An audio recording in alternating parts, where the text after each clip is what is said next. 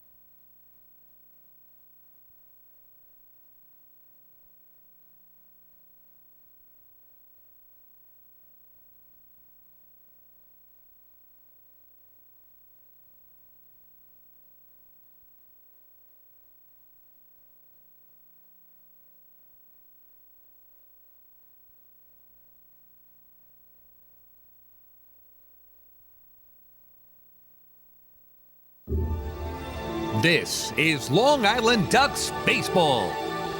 Justin Davies at the plate, the winning run at third. Crowd going nuts. Swung on, bouncing ball left side, off the mitt, up third baseman Brad Strauss. Here comes Willie Rodriguez. Justin Davies has done it again. The Ducks are one quack away from the championship. Jason Johnson makes the catch. He makes the catch, and the Long Island Ducks have swept the Camden River Sharks. They are the 2004 Atlantic League champions. Lions butts up the third baseline. Esquivel charging in. They're not going to have a play. And the Ducks are the champions of the Atlantic League here in 2012. Going back is Adam Bailey. He settles under it. He makes the catch. Adam Bailey makes the catch. And for a second straight year, the Atlantic League trophy will reside on Long Island. The Ducks are the Atlantic League champions. And now it's time for the Long Island Ducks North Shore LIJ Southside Hospital pregame show. We are live here at Bethpage Ballpark in Central Islip, New York. It is time once again for Long Island Ducks baseball. And tonight it is Game 2 of a 3-game weekend series here on Long Island between the Ducks and the Somerset Patriots. Well, good evening, everybody. Thank you so much for tuning in to Long Island Ducks baseball on this lovely Saturday evening. My name is Michael Pollack. Appreciate you tuning in, whether you're joining us on the Ducks flagship radio station, 103.9 FM, LI News Radio, or online on the Ducks official YouTube channel, youtube.com/DucksBaseball. Well, these two teams sing a lot of each other this month. This is the third consecutive weekend that the Ducks are playing the Somerset Patriots. Long Island won 2 of 3 here from July 3rd through the 5th. And then they took 2 of 3 again in Bridgewater, New Jersey last weekend, July 10th through the 12th.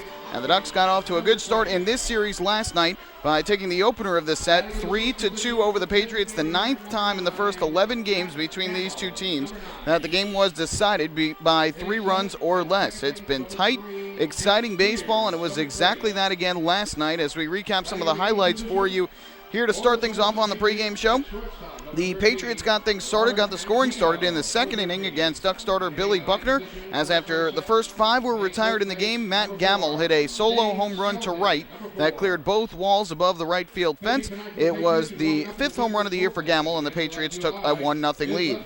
However, in the bottom half of the second inning, after a Randy Ruiz pop out to right, the first 4 batters had been retired by Randy Boone, but then John Griffin ended that streak. Count is 0-1 to John. He's at .239, 10 homers, has knocked in 49, scored 25 runs as well. And he takes a big cut, and that is a home run all the way out. Never even moving was Aaron Eggleston. That one could reach Montauk, where Quint is still searching for a great white. Show me the way to home plate. John Griffin just hit a home run. He stepped up and smacked it a moment ago, and the fans are having some fun. We're tied at 1. John Griffin, home run number 11. David Weiss on the home run call there last night as John Griffin's 11th home run of the year gives the Ducks a run and ties the game at 1 apiece. Stayed 1-1 until the top of the third inning when Somerset got the run back, retook the lead. After a walk, a single, and a bunt single loaded the bases, Aaron Eggleston, a sac fly to center, scored Robert Andino from third and gave the Patriots a 2-1 lead. However, Buckner got a double play ball from David Vidal to end the inning and limit the Patriots to just 1 run. Buckner would again get out of a jam in the fourth inning after he allowed a single and a walk with 2 outs in the inning, but got Robert Andino on a foul pop to first. He would settle in after that and turn in a very nice start for the Ducks.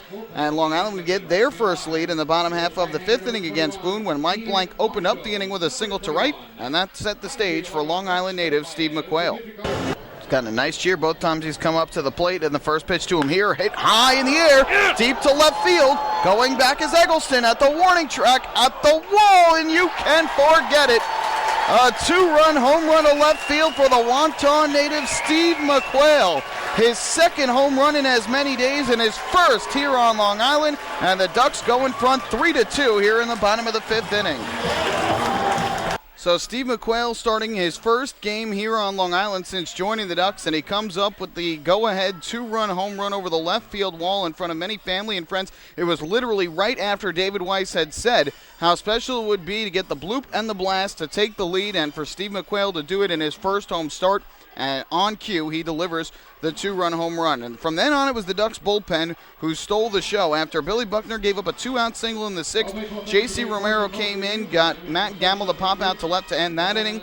In the seventh, Donnie Beal made his first home appearance, and after allowing a leadoff walk to Nate Spears, retired the next 3 in a row to keep the game 3-2. In the eighth, Amalio Diaz came in, gave up a leadoff double to Aaron Eggleston, but he too would retire the next 3 in a row to keep the Patriots off the scoreboard. And in the ninth inning, Ryan Cushwell came on to try and earn the save, got a ground out to second from Matt Gamble, struck out Nate Spears looking, and that left it up to Robert Andino. 1-1 pitch to Andino on the way. There's a broken bat grounder. The bat goes flying toward Dan Lyons. He picks it up, throws in time. What a play! Bat went toward the ball. Dan Lyons, with great concentration, guns out Robert Andino to end it. Ducks win! Ducks win! Ducks win! 3-2. Ducks take the opener here at Bethpage Ballpark. Well, there you hear it. The final score 3-2. The Ducks win it. Billy Buckner gets the win to improve to 7-1 on the year. The loser, Randy Boone, falls to 4-3. Ryan Cushwell is Atlantic League leading 22nd save in a game that took just 2 hours and 26 minutes in front of 5,566 here at Bethpage Ballpark last night. Take a break on the pregame show. When we come back, I'll be talking to another newcomer to the Ducks, and that is left-handed starter Darren Downs, who will make his first start here at home tomorrow afternoon. Hey fans, this is Kevin Byers, manager of the Long Island Ducks, and you're listening to Ducks Baseball on Long Island's home for news, traffic, and weather, 103.9 LI News Radio. North Shore LIJ Southside Hospital in Bayshore is the healthcare heart of our community. We provide outstanding health care right here at home with centers of excellence in cardiology, orthopedics, neurosciences, women's health services, and much more. Experience counts, and North Shore LIJ Southside Hospital has been around for nearly a century of care. For more information, please call 631-968-3000 or visit us on the web at www.nslij.com. Can't get enough of the Long Island Ducks? Well, now you can get even more inside info on your favorite hometown team through Facebook and Twitter. The Ducks are constantly updating fans through social media with scores, transactions, ballpark promotions, and much more. You can even win great prizes. All you'll need to do is make a free account on Facebook and Twitter, and then visit us at facebook.com/LIDucks and twitter.com/LIDucks. Think you're Long Island's biggest Ducks fan? Get connected now.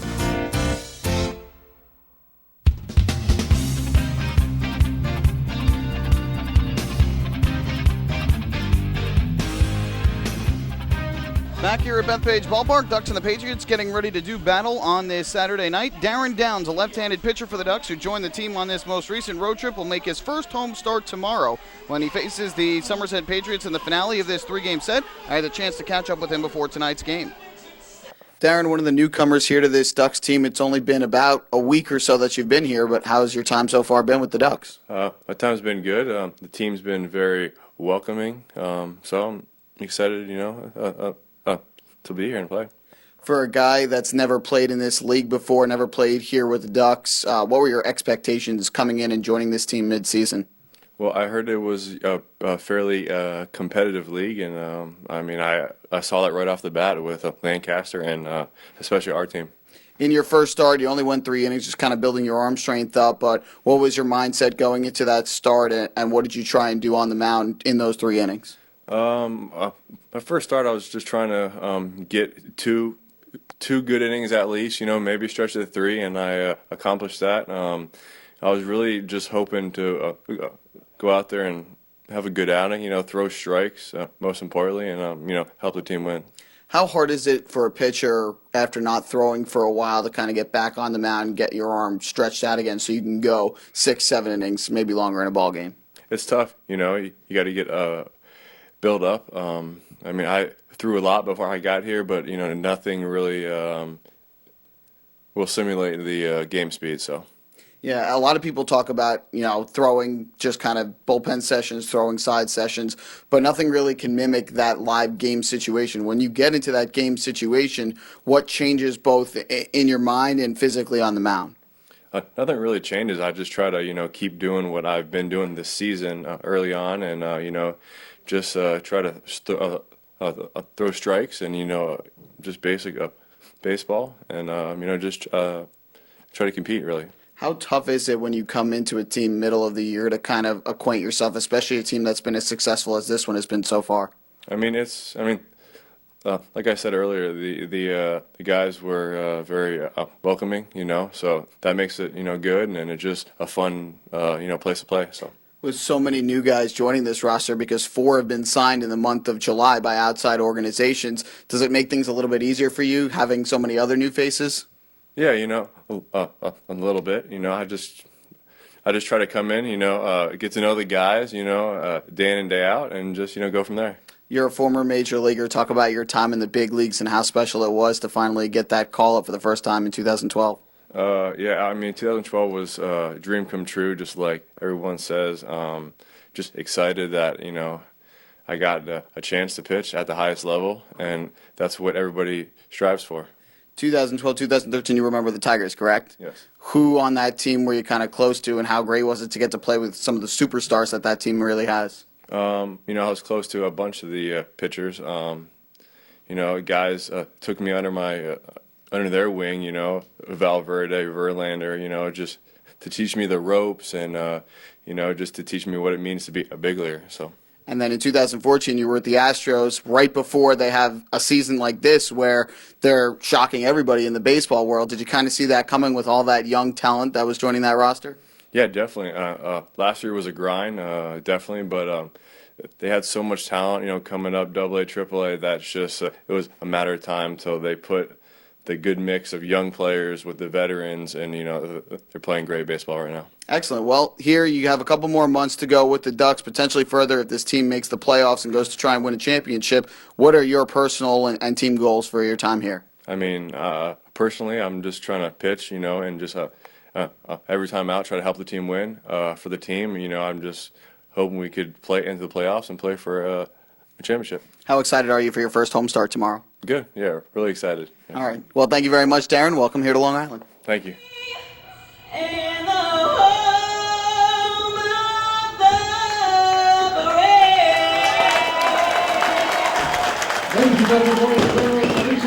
That was Darren Downs, tomorrow's starting pitcher, and then Alyssa Pilata with tonight's national anthem. We will take a break. When we come back, starting lineups, first pitch from Bethpage Ballpark. Hey fans, this is Bud Harrelson, and you're listening to Ducks Baseball on Long Island's home for news, traffic, and weather. 103.9 LI News Radio. North Shore LIJ, Southside Hospital in Bayshore, is the healthcare heart of our community. We provide outstanding healthcare right here at home with centers of excellence in cardiology, orthopedics, neurosciences, women's health services, and much more. Experience counts, and North Shore LIJ Southside Hospital has been around for nearly a century of care. For more information, please call 631-968-3000 or visit us on the web at www.nslij.com. Few places on earth offer the charm and excitement of Fire Island. At Fire Island Ferries, located conveniently at 99 Maple Avenue in Bay Shore, they offer convenient travel to Fire Island 7 days a week. Fire Island is quickly becoming a top destination for families of all ages. Experience the informal, carefree communities, the dazzling night scene, enjoy fine dining, or climb to the top of one of the tallest lighthouses in the United States. But there's only one way to get there, by calling Fire Island Ferries at 631-665-3600 today. For fare and scheduling information, please visit fireislandferries.com.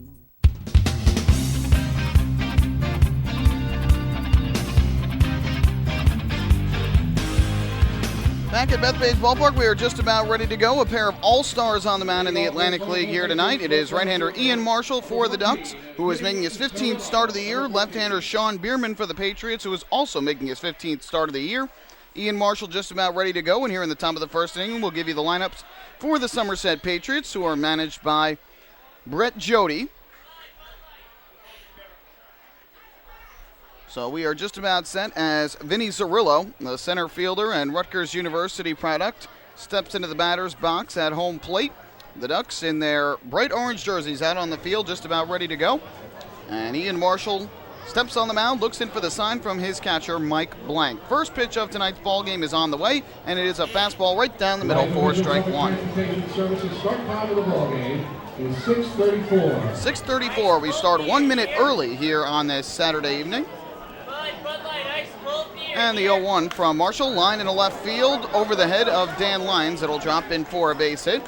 Steve McQuail will pick it up and fire it back in, and Vinny Zerillo with an opposite field single to start things off in tonight's ballgame. Transportation Services temperature of tonight's game is 78 degrees. 78 degrees, 3 degrees warmer, than it was in last night's game. The humidity has definitely cranked up today. There was some rain showers that came through at about 10:30 this morning, but they have since passed. The sun peeking through the clouds up above right now, and the lights are on here at Bethpage Ballpark. A very, very light breeze blowing out to right field. Aaron Eggleston takes the first pitch up and outside for ball one from Ian Marshall. Eggleston, the left fielder and two-hitter for Somerset, also an Atlantic League All-Star. He hits from the left side, and Cody Puckett, the third baseman, well in on the grass. 1-0. That is just off the outside corner. And the count now goes to 2 balls and no strikes. Eggleston on the year at .317, 1 home run, 23 runs batted in. Marshall out of the stretch comes set. Zerillo leads at first. 2-0 pitch on the way. And that one just missed a little bit high. So Marshall has fallen behind here early on. 3 balls and no strikes to Aaron Eggleston. He'll be followed by the catcher for tonight, David Vidal, and then the cleanup hitter will be the right fielder, Michael Burgess. 3-0 pitch to Eggleston. And this one just misses inside for a ball. Ian Marshall has no idea how that is not a strike call. Kevin Baez is arguing from the Ducks dugout right now with home plate umpire Frank LeParic, who is shouting back at the Ducks dugout. Last night in the first inning, both sides were upset with calls from the umpiring crew, and Marshall threw a lot of pitches there close to the plate but did not get any strike calls against Eggleston. And so the first 2 have now reached against the Ducks right-hander. In the top of the first inning yesterday, David Vidal argued that he had fouled the ball off at home plate when the call by home plate umpire Manolo Alejandro was that the catcher Mike Blank had caught it for strike 3. So he and manager Brett Jody argued, but to no avail, as David Vidal takes a curveball over the outside corner for strike 1, and a sarcastic cheer from the Ducks crowd and some members from the Ducks dugout. And then in the bottom of the first, Brian Sabatella led off with a Baltimore chop to third base. Hopkins made the throw to first, and Sabatella clearly looks safe from our vantage point as Vidal fouls one off on a big curveball from Marshall for strike 2. From our vantage point, it looked like he was safe, but he was called out by Frank LeParic, who was umpiring at first base yesterday. And after taking a look at the replay on our official YouTube channel, it was clear that Sabatella had beaten the throw by a wide margin. So already some early fireworks with the umpiring crew tonight. First and second, nobody out for the Patriots. The 0-2 to David Vidal, lifted into left field, a base hit. Gone his way to third is Zerillo. He'll get the stop sign as McQuail fires it in to Cody Puckett. So a single, a walk, and a single have put runners at every base for Somerset with nobody out here in the top of the first Batting inning. in the fourth position. And that will bring up the cleanup hitter, Michael Burgess. Michael Burgess, number 39. Well, after Burgess will be the third baseman, Greg Hopkins. Matt Gamble, the DH, will hit 6th. Nate Spears is at second base, batting 7th. Robert Andino, the shortstop, will hit 8th. And rounding out the order is the first baseman, James Skelton. The exact same 9 for the Patriots. The only change is Vidal moves behind the plate, and Skelton replaces Vidal at first base. Ducks have the exact same starting lineup, positions, and players as yesterday. First pitch to Michael Burgess, lifted foul down the left field line, out of play. They count 0-1. Well, the key here for Ian Marshall is going to be to settle down. He was obviously upset during that at-bat for Aaron Eggleston. Threw some close pitches during that at-bat, did not get a single strike call, and both he and the Ducks dugout arguing early on with home plate umpire Frank LaParrot. Cannot let that affect him here too much in the early going. The 0-1 to Burgess, lifted foul again, third base side, out of play. And a good start to this at-bat for Marshall as he has gone ahead 0-2. Marshall on the season, 3-5 record, has a 3.47 ERA through 14 starts. He's given up 73 hits in 83 innings, 28 walks to 51 strikeouts. And again, was named an Atlantic League All-Star, played in the game on July 8th through a scoreless inning. Hot dogs! 0-2 pitch coming to Michael Burgess. Runners lead at every base, and Burgess swings and misses. Nope, just got a piece, fouled it off. Looked like he had missed it, but couldn't see the baseball, and it must have hit in front of home plate and caromed very slightly up the first base line. So the count remains 0-2.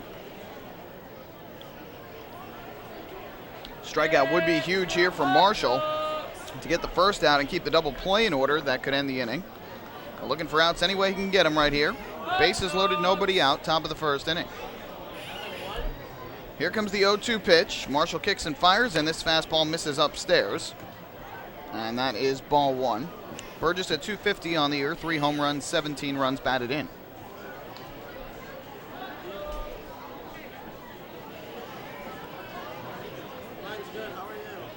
Marshall gets the sign from Blank, looks back to second base. Now the 1-2. Breaking ball, missed low and inside. Burgess would not chase. Good block at the plate by Blank. It's 2-2. Ducks defense mostly playing straight away. Cody Puckett, the third baseman, is well off the bag at third with the lefty hitter at the plate. And Dan Lyons, the shortstop, shaded towards the middle. Sabatella playing fairly deep in right field. Be another 2-2 pitch from Marshall. Kicks and fires, and Burgess takes the breaking ball downstairs for ball 3. So after getting ahead 0-2, Marshall has thrown 3 straight out of the zone. Burgess has not chased. And another ball here from Marshall would force home the game's first run.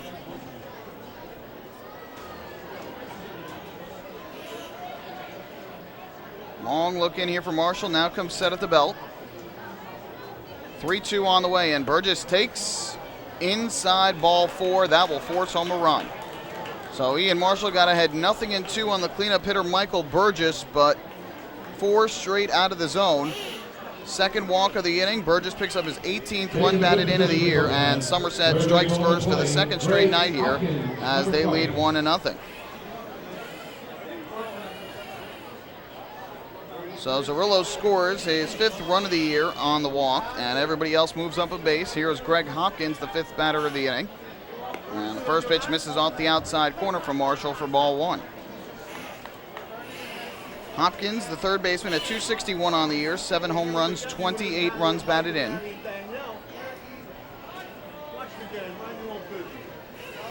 Now the 1-0 pitch upcoming. Marshall kicks and fires, and Hopkins takes a fastball. That is in for a strike at the knees. And that'll even up the count at 1-1.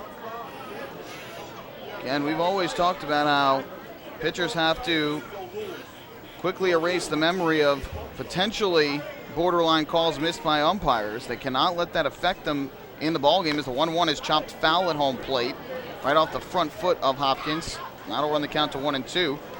Can't let it affect you, because if you try and avoid pitching to the corners and leave it near the middle of the plate to get a strike call, opponents are going to be swinging away. And Somerset, who has the best record in the Atlantic League this year at 54-25, can't miss too many pitches near the middle of the plate to them. They will hit them for singles, doubles, any types of hits you can think of. Here's the 1-2 to Hopkins. Breaking ball is just up and outside. Close pitch. Marshall did not get the call again. It's now 2-2.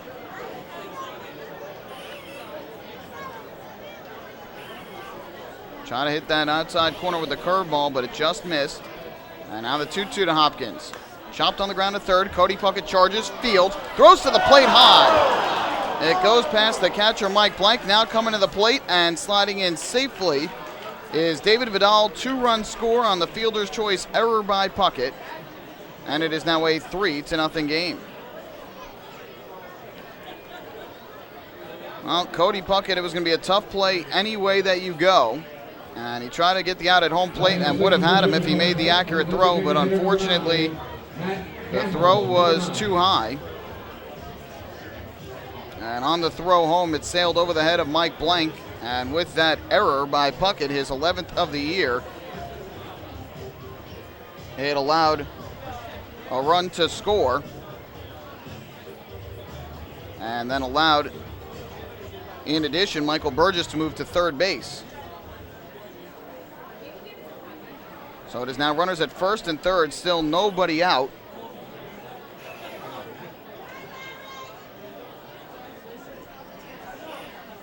And up to the plate here steps the DH, Matt Gamble. Bats from the left side. First pitch on the way, and Gamble lifts one high in the air to left center field. Well hit. Going back is Delta Cleary Jr. Still on the run back. He'll make the catch. Nice grab. Tagging from third and coming in to score is Michael Burgess. Having a retreat back to first is Hopkins. It's a sac fly and an RBI for Matt Gamble. And the Patriots' lead is now 4-0. So for Gamble, give him his 22nd run batted in of the year. Hitting in the seventh position, moving second base for number 3, Nate Spears, number 3. And now Nate Spears, the 7th hitter of the inning, will come to the plate with a runner at first, and now 1 out. It's not the start Ian Marshall wanted.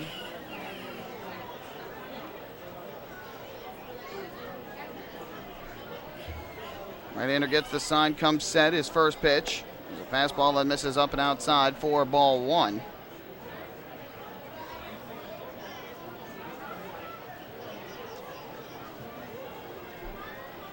Spears at .268 on the season, 1 home run, 13 runs batted in.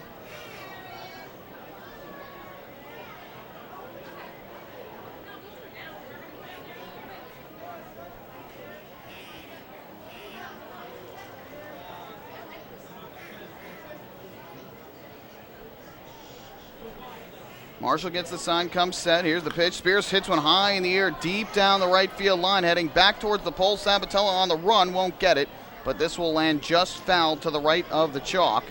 At 1 hop into the Ducks bullpen, that'll even up the count at 1 ball and 1 strike.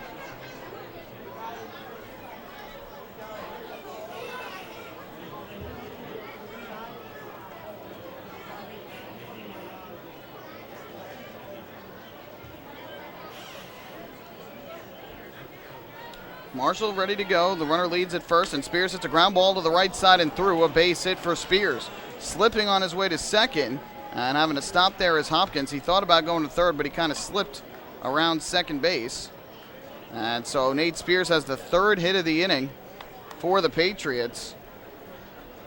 And they keep roughing up Ian Marshall here in the early going. Marshall had a strong start to the season, but this is now 3 straight outings in which he has given up 4 or more runs. And that's definitely a little bit of a cause for concern for the Ducks. As with 2 of their key pieces of the rotation being signed this month, cannot afford to have struggles from their starters. First pitch is a breaking ball over the inside corner for strike 1 to Robert Andino. 4 runs on 3 hits and an error in the opening inning thus far. The 0-1 is lifted in the air, shallow center. Delta Cleary Jr. charging in. He won't get it. It'll drop in for a base hit. Cleary Jr. hesitated at first and then had a race in on the baseball and could not get there in time. That's the 4th hit of the inning as Andino singles up the middle. And the Patriots have batted around in the opening frame. Over to third base goes Hopkins. Over to second base goes Spears. James Skelton, number 4. Still only 1 out. The bases are reloaded. And up to the plate steps James Skelton.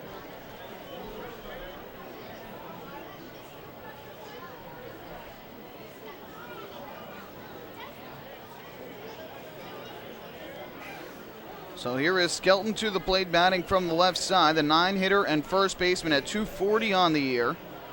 Hopkins at third base, Spears at second, and Dino at first. Only one out in the inning. And the first pitch from Marshall is a breaking ball on the outside corner for strike one. 27 pitches already here in this first inning for Ian Marshall. And he's still got 2 outs to go to get through it. Right-hander comes set. And the 0-1 on the ground to second, could be 2. Davis flips to short, 1 on the first, double play. Just what Marshall needed to get out of the inning, a 4-6-3 double play. And that will end things here in the top of the first inning. But not before the Patriots bat around. They get 4 runs on 4 hits, 1 error and 2 runners left on base. We have played a half inning. It is the Patriots 4 and the Ducks coming to bat. Hey fans, this is closing pitcher Ryan Cushball, and you're listening to Ducks Baseball on Long Island's home for news, traffic and weather, 103.9 LI News Radio. Beautify your patio, walkway, driveway, or pool surround with Nicoloc paving stones and walls. Nicoloc's specially formulated paver shield offers extra surface wear protection and color enhancement throughout the thickness of the paver. Paver shield guarantees that your pavers will look great for years to come. Bring home the elegance with Nicoloc. Visit the Nicoloc Design Center, Sunrise Highway, Lindenhurst, or Nicoloc.com. Let Nicoloc pavers pave your way. Enjoy the ultimate VIP fan experience at Bethpage Ballpark this season by taking in a Ducks game from the brand new Trout Town Fan Can. Presented by Roscoe Beer Company, the Fan Can is available for rental at all Ducks home games. It features 12 Dream Seat theater-style padded seats, beverage holders, an air-conditioned atmosphere, and an incredible view of the game. Packages are now available with food and beverage included. To reserve your Fan Can outing today, call the Ducks Group Sales Department at 631-940-3825. The Trout Town Fan Can at Bethpage Ballpark. Your VIP experience has arrived.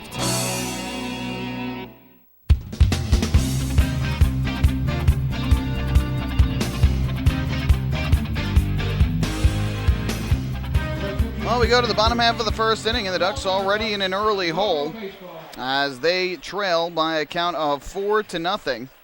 Tough start for Ian Marshall. Here's the Ducks lineup for tonight. It's the exact same as last night's, which led them to a 3-2 victory.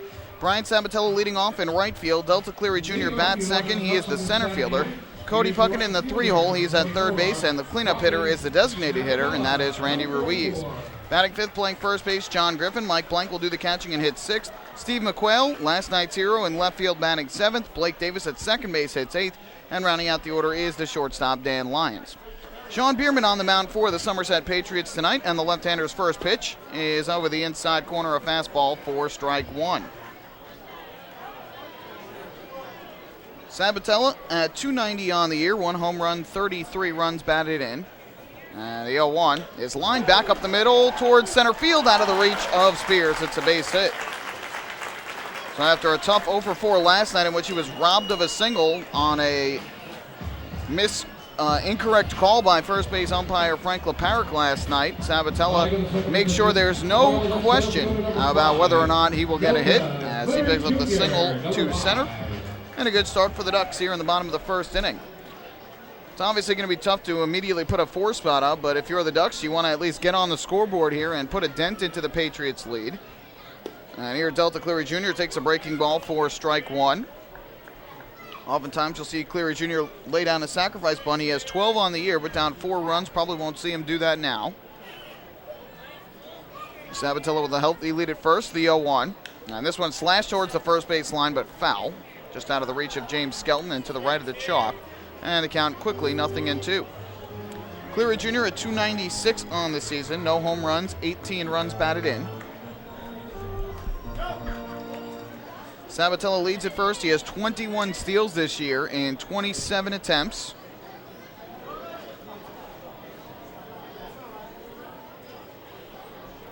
.02 is a swing and a miss for strike three. Throw back to first. Sabatella dives back safely. So on 3 pitches, Cleary Jr. strikes out swinging. First K for Bierman. And that is out number 1. Sabatella with those 21 steals ranks second in the Atlantic League. Cleary Jr. third with 17. The leader right now is Bridgeport's Wellington Dotel. who has a total of 25. Well, here's Cody Puckett to the plate, batting in the number 3 hole. He is the third baseman for Long Island and hits from the right side. Bierman working out of the stretch, looks in for the sign from David Vidal. First pitch on the way, and Puckett will take a breaking ball and missed inside for ball 1. Bierman has had a terrific season. He is 8-2 with a 1.78 earned run average for the Somerset Patriots. Was a member of the Atlantic League All-Star team for the Liberty Division back on July 8th. Here he just misses inside. And the count goes to 2-0.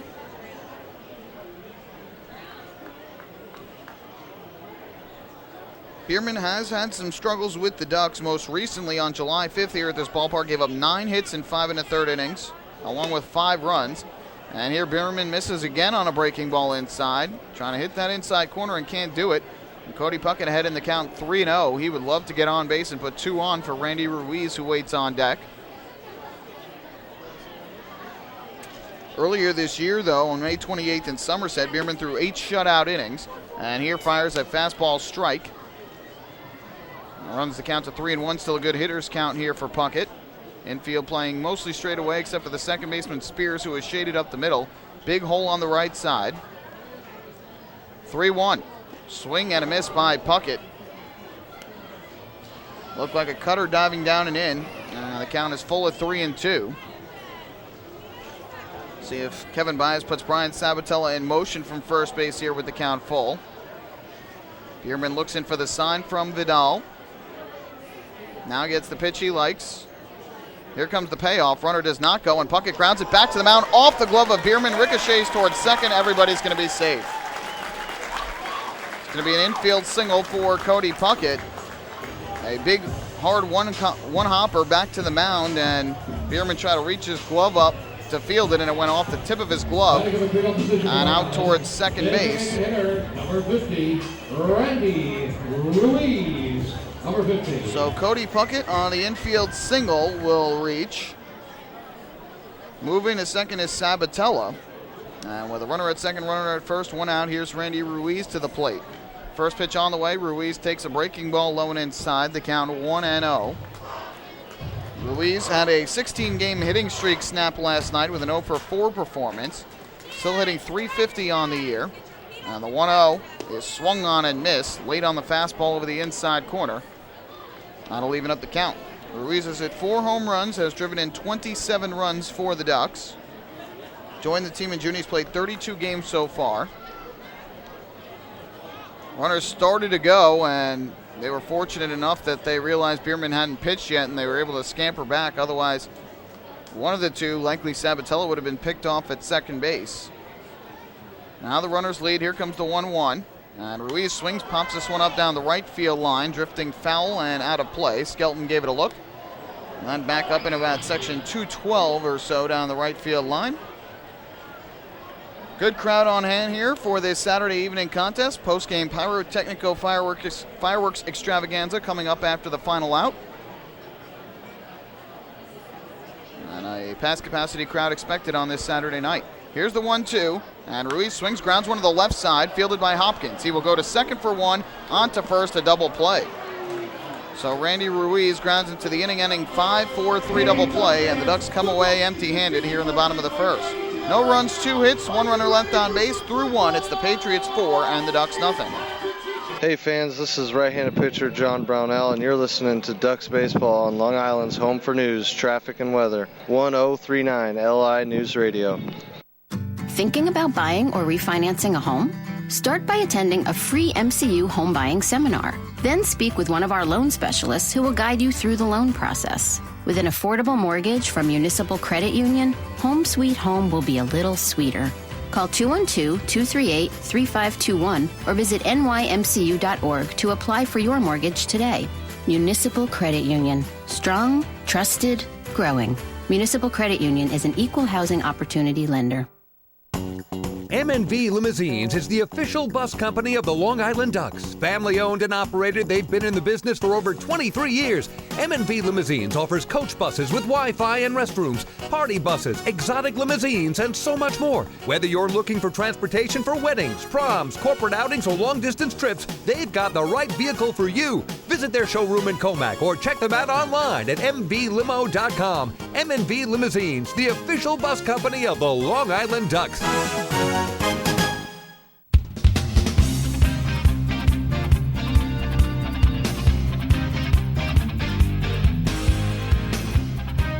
The Ducks and Municipal Credit Union have teamed up again this season to present the Walk with a Purpose promotion. Every time a Long Island Ducks player walks, Municipal Credit Union will make a donation to the Quackerjack Foundation.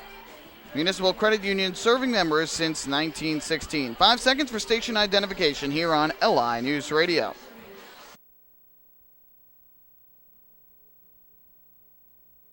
Cirillo, number 14. To the second inning we go here at Bethpage Ballpark. Michael Pollack bringing you all the action from the middle game of this 3-game series. Thank you so much for tuning in on your Saturday night.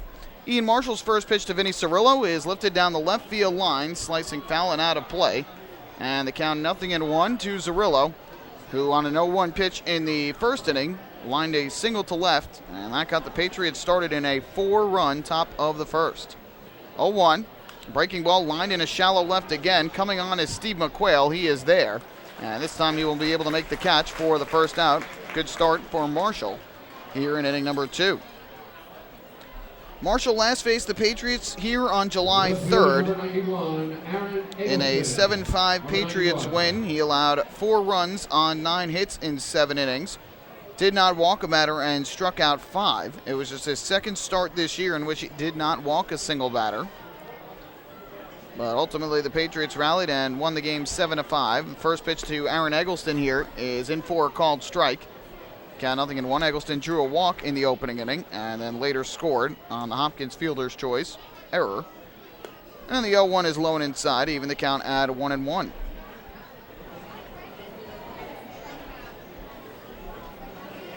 Marshall gets the pitch he likes. Puckett in on the grass at third, the 1-1. That misses below the knees for ball 2. From Ian Marshall. Last time he won was back on June 6th in Camden. Longest start of the year, 8 innings of 5-hit 1-run baseball. The 2-1, lined in the air to center field, fairly well hit, going back Delta Cleary Jr., but he's got a beat on it, and he'll make the catch for the second out of the top of the second inning. So Eggleston now 0 for 1, and with 2 away, that'll leave it up to the catcher, David Vidal. Patriots catcher number 8, David Vidal. Number 8. Marshall had a couple of decent starts after that last win, June 6th. 3 straight starts in which he allowed 2 earned runs or less, but got 2 losses and a no decision in them. Didn't get much run support.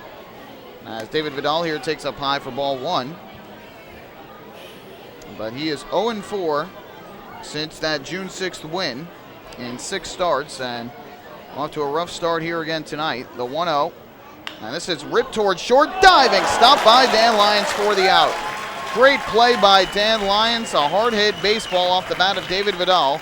And Lyons dove to his right and caught it right above the grass for the final out of the inning. So a good bounce back inning there for Ian Marshall. He retires the side in order with some help from his defense. We go to the bottom of the second. Patriots 4 and the Ducks nothing. Hey fans, this is shortstop Dan Lyons, and you're listening to Ducks Baseball on Long Island's home for news, traffic, and weather. 1039 LI News Radio. The results are in. Thousands of PSEG Long Island customers participated in our energy efficiency programs, saving nearly $35 million. Being energy efficient helps our environment too. Together, we've eliminated 21,000 cars worth of emissions in 2014. Thank you, Long Island. We're all making a difference. Discover how we're improving every day to bring you better service at www.pseglyny.com/efficiency. Have your birthday at the ballpark this season and celebrate with the flock. Kona Ice birthday party packages with the Long Island Ducks are now available. Each package includes 10 box seats, a commemorative birthday t-shirt and autographed baseball, a pizza and Kona Ice party in the Hebrew National Picnic area, and so much more. Best of all, the birthday child will stand on the dugout while the entire crowd sings happy birthday. Reserve your party today by calling the group sales department at 631-940-3825. Kona Ice birthday parties with the Long Island Ducks, a once-in-a-lifetime experience. To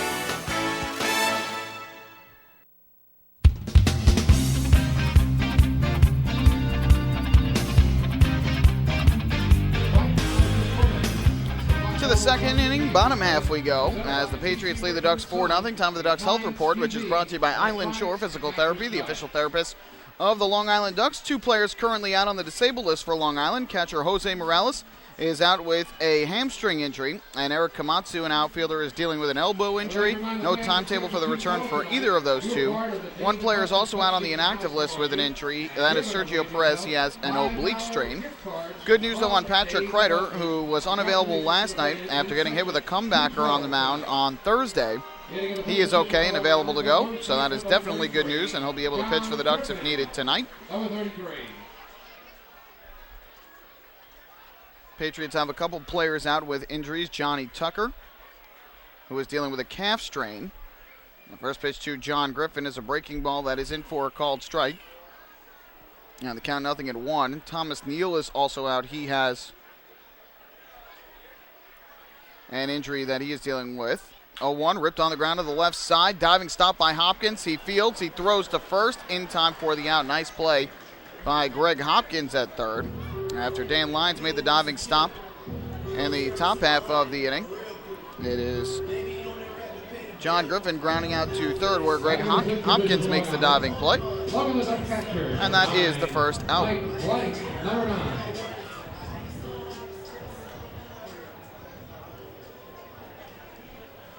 So with 1 out, that will bring up Mike Blank, catcher and 6-hitter for the Ducks, batting from the right side. And the first pitch on the way is a breaking ball that is in for a called strike. The count 0-1.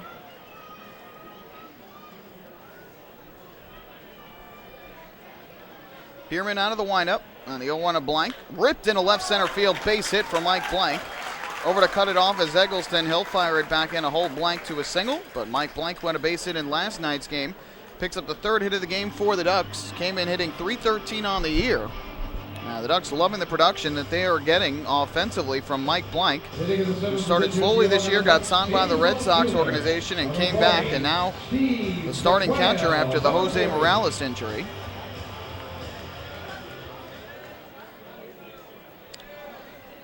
I mentioned Thomas Neal's injury. He is dealing with a hand injury right now, and David Harden is also out of pitcher. He has a forearm strain. The Patriots dealing with a few injuries as well. First pitch to Steve McQuail, and the breaking ball catches the inside corner for strike 1. McQuail has homered in back-to-back games, a solo blast on Thursday in Lancaster, his first start in a Ducks uniform, and yesterday was his first home game playing in front of a ton of family and friends. And the Wantagh native hit a 2-run home run to left in the 5th that gave the Ducks the lead. And here he chops one foul at the plate on a curveball from Bierman for strike 2. That home run certainly erupted the crowd, including his family and friends that were here, and it ended up holding up for the 3-2 Ducks win. So what an incredible moment for McQuail last night and for his family. You could tell after the game he was just incredibly happy to have shared this with his family and friends last night and to have come up with such a clutch hit for Long Island. Blank leads at first with 1 out, the 0-2, and McQuail takes a curveball low, blocked at the plate by Vidal. No movement from Blank. Count 1-2. McQuail 3 of his first 9 at the plate for Long Island, and he was signed and activated same day that Lou Ford was signed by Tijuana of the Mexican League. So in essence, filling the shoes of the defending Atlantic League Player of the Year, who was well on his way to winning that title again this year. 1-2, just off the outside corner, a change-up from the lefty. And Bierman just missed off the outside edge for ball 2. Waiting on deck is Blake Davis, the second baseman for Long Island. Bierman from the stretch, kicks and fires, and McQuail swings. It's a high fly ball down the left field line, drifting out of play. Hopkins gave it a look, but this well back into the seats. And we will do it once again at 2 balls and 2 strikes.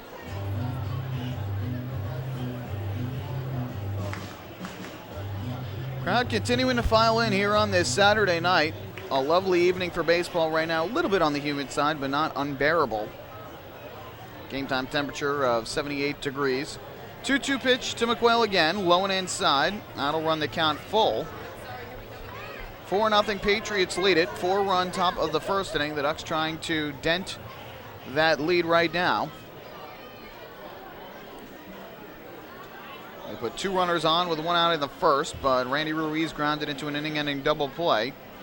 And here comes the payoff pitch from Bierman. Runner goes from first, and McQuail chops this one foul at the plate. Just caught his foot. And carried off to the third base side of the infield.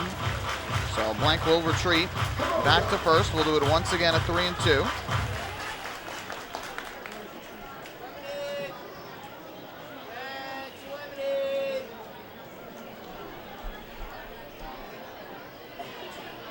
New baseball for Bierman. McQuail will step back into the batter's box about midway through. Time called by third base umpire Manolo Alejandro. Not really sure what for, but they are ready to go now. And we'll have another 3-2 pitch from Bierman to McQuail. Blank takes his lead at first. Bierman kicks, fires, the runner goes, and McQuail hits a high drive in the air to left center. Well hit, going back, Cirillo to the warning track at the wall. He looks up, and you can forget it. Steve McQuail, for the third straight night, has left the yard. Another 2-run home run, and the Ducks are on the scoreboard in the bottom of the second. They have closed to within 4-2. Unbelievable. Steve McQuail quickly becoming a fan favorite here with the Ducks. A solo home run on Thursday in Lancaster, a 2-run home run here last night, and here tonight, a 2-run blast in the second inning to the deepest part of the ballpark in left center field. Boy, does he have some pop in that bat, and the Ducks have cut the deficit in half. It is now a 4-2 ball game. Well, that is the 49th home run of the year for the Ducks as Blake Davis takes a fastball on the outside corner for strike one. If the Ducks hit 100 home runs this year, they will meet the Chappie's Home Run Challenge, and Chappie's Funeral Homes will donate $5,000 to the Quacker Jack Foundation. 0-1, line foul, third base side out of play by Davis. And the count 0-2. Steve McQuail, 3 straight games with a home run for the Ducks. He's got 3 home runs already. The 0-2, lined in a left field towards the line. Long run for Aaron Eggleston, still going over. He can't get it, but it lands foul. One hop off the warning track and into the Smokin' Owls party deck. So he has played in a total now of 4 games, 3 starts with the Ducks, and he is 4 for 10 at the plate with 3 home runs, 4 RBIs, and 3 runs scored. 5 RBIs and 3 runs scored. Just impressive stuff from McQuail, and had some big shoes to fill, at least for the time being, with Lou Ford in Mexico, and he is doing everything he can to stay in that starting lineup. 0-2. Davis ground ball to the right side, well off of first. Skelton fields. He'll flip to Bierman covering in time for the out. Nice job by Bierman to get over there and beat a speedy Blake Davis to the bag. 2 out, and that'll leave it up to the shortstop and 9-hitter Dan Lyons. To the Long Island Ducks Customer Service Center, the upper concourse behind home plate. Hitting right field on the Ducks, here's the shortstop, number 12, Dan Lyons, number 12. So with 2 down, here is Dan Lyons to the plate. Lyons batting from the right side, Bierman from the windup. And his first pitch, Lyons takes low and inside ball 1. Looked like Bierman slipped on the mound there a little bit. The last time he pitched here on July 5th, he twisted his ankle after delivering a pitch, I believe in the 6th inning of that game, had to come out of the ball game as the 1-0 is hit on the ground to the left side. Hopkins has trouble with the tough hop. It takes a big hop, goes off his glove and into left field. And Lyons will be on safely at first. Not an easy play for Hopkins. He had to go to his left, and it looked like that ball took kind of a tricky hop. Looked like it hit the dirt and kind of popped up there. Not an easy play for Hopkins, and with Lyons' speed, almost impossible to get him anyway. So it's going to be an infield single for Dan Lyons, the 5th hit already for the Ducks. And Long Island with a runner at first and 2 men out for the right fielder, Brian Sabatella. And he represents the tying run at home plate. First pitch coming from Bierman. The speedy Lyons leads at first, and Sabatella takes a breaking ball outside. Looked like a changeup from the left-hander. And the count goes to 1-0. Sabatella, a base hit his first time up. A single to center back in the opening inning. Bierman looks to first. Now his 1-0. Swung it and ripped right at Greg Hopkins at third. A hard hit baseball off the bat of Sabatella, but he hit it right at Hopkins for the final out of the inning. So in the second for the Ducks, they get 2 runs on 3 hits, including a 2-run home run from Steve McQuill, the Long Island native. Long Island leaves 1, and after 2 innings of play, it is the Patriots leading the Ducks by a count now of 4-2. Hey fans, this is first baseman John Griffin, and you're listening to Ducks Baseball on Long Island's home for news, traffic, and weather. 1039 LI News Radio. James Simmons is going back. He is looking up, and on in the park night, that one is gone and reaches a kennel in Central Islip. That was another home run for the Ducks. And Duck fans, what's more fun than a home run that helps the Ducks win a game? How about a homer that helps the community win? Chappie's Funeral Home and the Long Island Ducks have once again teamed up for the Chappie's Home Run Challenge. If the Ducks hit 100 homers this season, Chappie's Funeral Home will donate $5,000 to the Quackerjack Foundation. So every time a Ducks hitter goes deep this season, watch for the Chappie's Challenge home run count on the scoreboard. And if we reach 100, we're all a winner. Chappie's Funeral Home, where caring for others is a family tradition. Can't get enough of the Long Island Ducks? Well, now you can get even more inside info on your favorite hometown team through Facebook and Twitter. The Ducks are constantly updating fans through social media with scores, transactions, ballpark promotions, and much more. You can even win great prizes. All you'll need to do is make a free account on Facebook and Twitter, and then visit us at facebook.com/LIDucks and twitter.com/LIDucks. Think you're Long Island's biggest Ducks fan? Get connected now.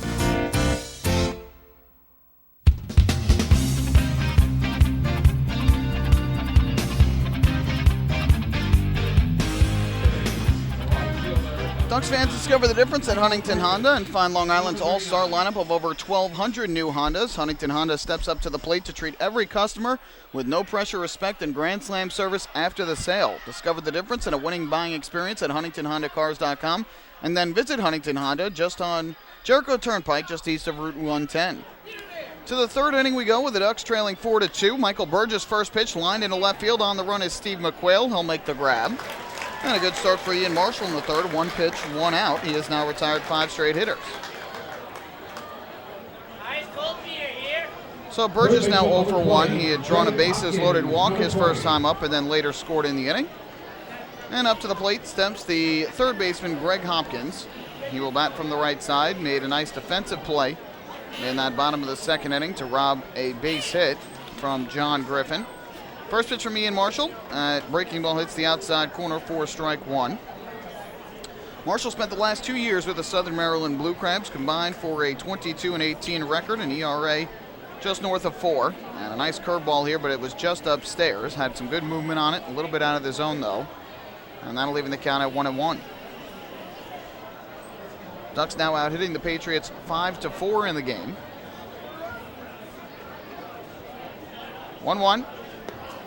Just off the outside edge for a ball. The count goes to 2-1 on Hopkins, who grounded into a fielder's choice his first time up. A chopper towards third that Cody Puckett charged, and his throw home was well over the head of the catcher, Mike Blank.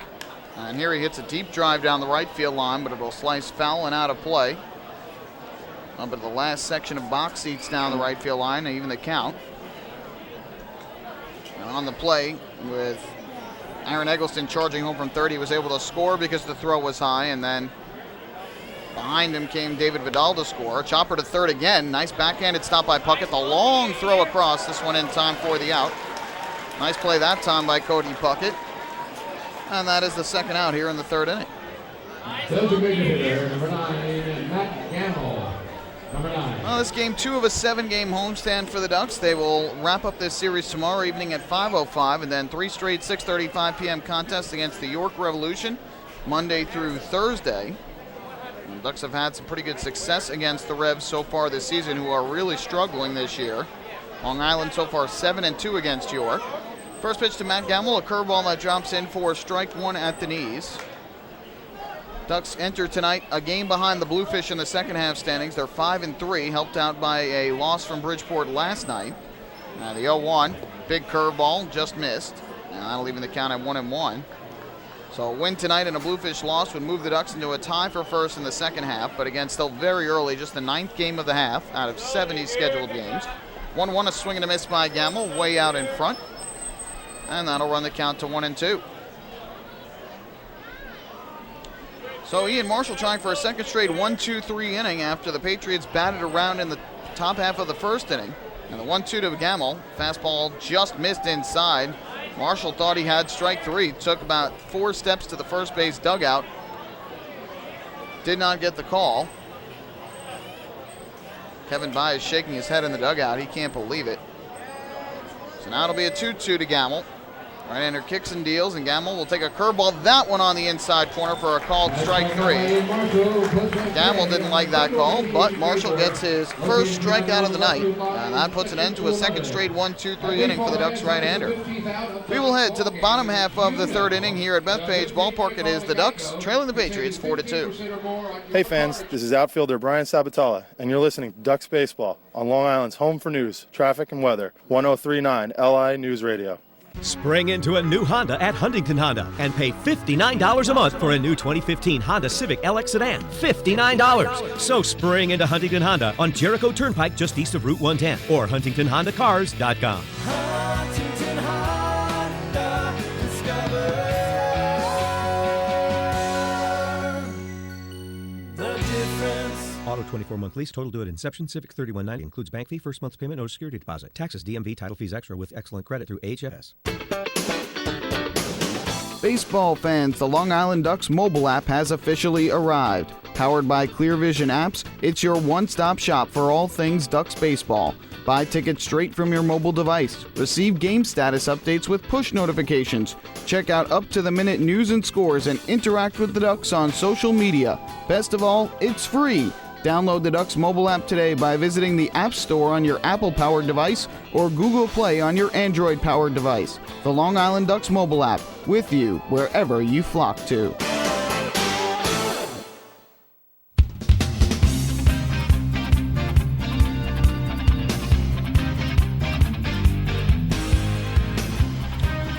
To the third inning we go, bottom half of the third inning. It is a 4-2 lead for the Patriots, and when Matt Gamble struck out looking at the top of the third inning, that was the 15th out of tonight's ball game. Did you know that a 15-minute phone call to Geico could save you 15% or more on your car insurance? Get a free quote today. Call 1-800-947-AUTO. That's 1-800-947-AUTO, or visit geico.com. First pitch on the way to Delta Cleary Jr. He swings and fouls one off to the Ducks dugout on the first base side.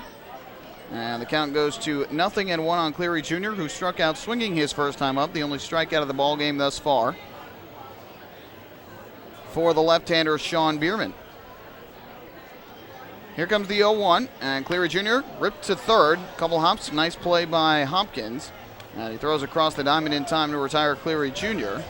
for the first out of the third inning. So a couple crooked numbers on the scoreboard so far. A 4-run first inning for the Patriots, a 2-run second inning for the Ducks. And that is where we stand right now, with the Patriots in front 4-2.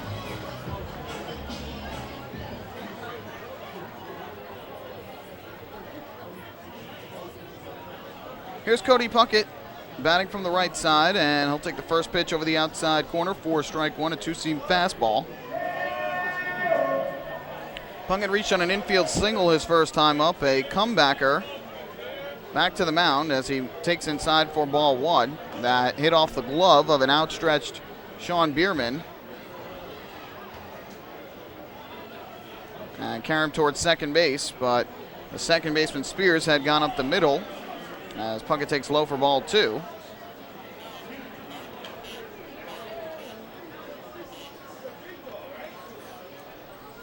Swing and a miss. Good fastball over the outside corner by Bierman. That is strike two now on Cody Puckett. Again, the second baseman Spears shades up the middle. And the 2-2 on the way now. That fastball missed inside. So that'll run the count full at 3-2 on Cody Puckett. The Ducks trying to get a base runner here to start things off in the third after the ground out from Delta Cleary Jr. And the 3-2. Puckett takes well off the outside corner for ball four. And that's the first batter to walk against Sean Bierman tonight. It also means it's our first municipal credit union walk with a purpose of the ball game. Every time a Long Island Ducks batter walks, the Quacker Jack Foundation wins. Sean Bierman entering tonight has walked just 13 batters this season in 95 2/3 innings. That's the first batter he's actually walked in a game since June 3rd. Went over a month, almost a month and a half without walking a single batter. Pretty impressive. And here a rip back up into left center field, a base hit for Randy Ruiz.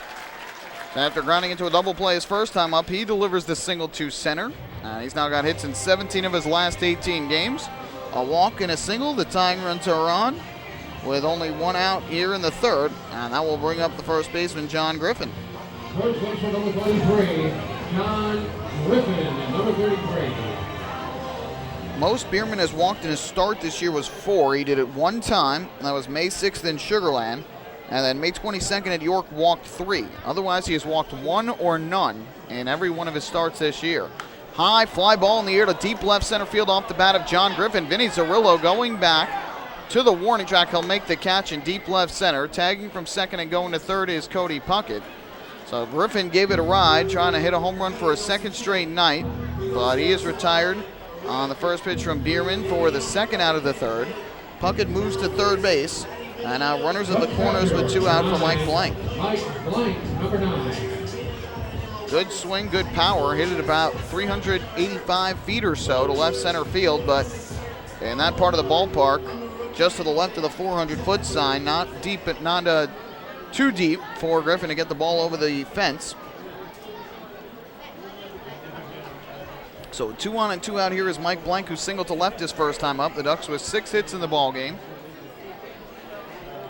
First pitch from Bierman, and Blank will swing and miss. Good cut. Chase the changeup down and away. The count 0-1. Bierman has a tendency to give up a few hits. 88 hits this year in 95 2/3 innings. Doesn't strike out too many, just 44. 0-1 is low, and that'll even up the count at 1 ball and 1 strike. Well, the Ducks have had threats every inning. They've had at least 2 runners on in every inning against Bierman, who doesn't have lights-out stuff tonight.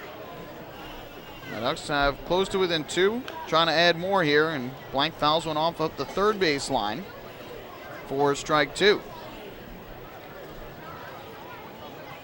Steve McQuail waiting on deck. The way he's swinging the bat right now, Blank wants to pass the baton to him if he can here in this third inning, bring him up with runners on base. We'll see if he'll get the opportunity. Puckett leads from third, Ruiz from first with 2 down, the 1-2. Blank hits a chopper to short. Robert Andino is there. He'll flip to second for the force, and that will put an end to the inning. So the Ducks threaten, but they are unable to score. No runs on a hit and a walk. They leave 2. And after 3 innings here on Long Island, it is the Patriots still leading the Ducks by a count of 4-2.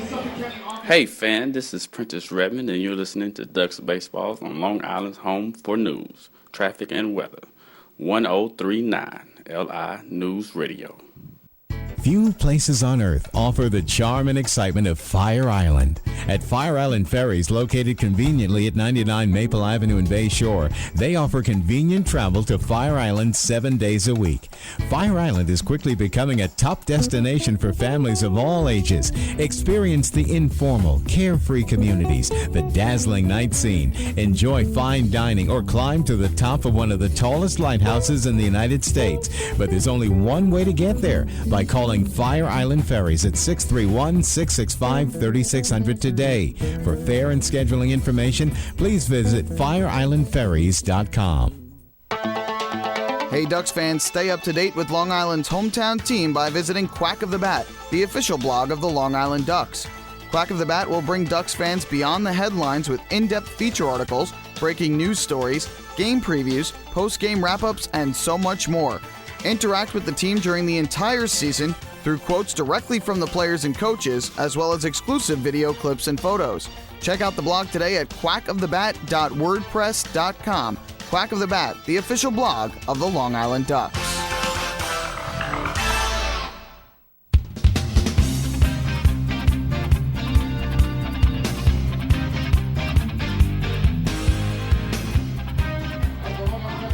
On to the 4th inning we go. Somerset Patriots and the Long Island Ducks in game number 2 of this 3-game series.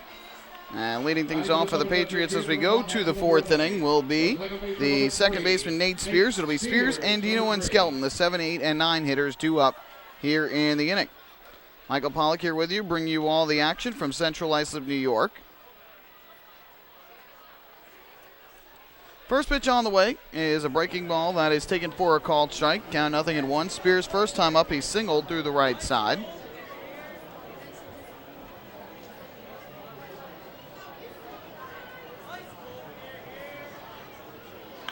On the way, Spears hits a high fly ball in the air to shallow right center. Delta Cleary Jr. coming in. The center fielder for the Ducks will make the call on the catch. And Spears is retired for out number 1. I will pass the baton to the shortstop, Robert Andino.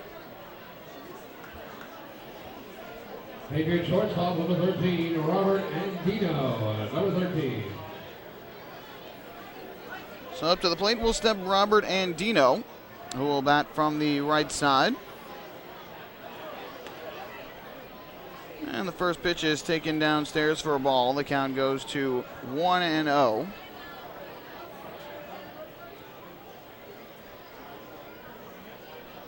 Line back up the middle into center field here by Andino, and he picks himself up his second hit of the game, both of which have gone into center field. So a good start for Andino as he singles to center. So 1 on and 1 out as he is now 2 for 2. And now James Skelton will step up to home plate. Somerset now with 5 hits in the ball game.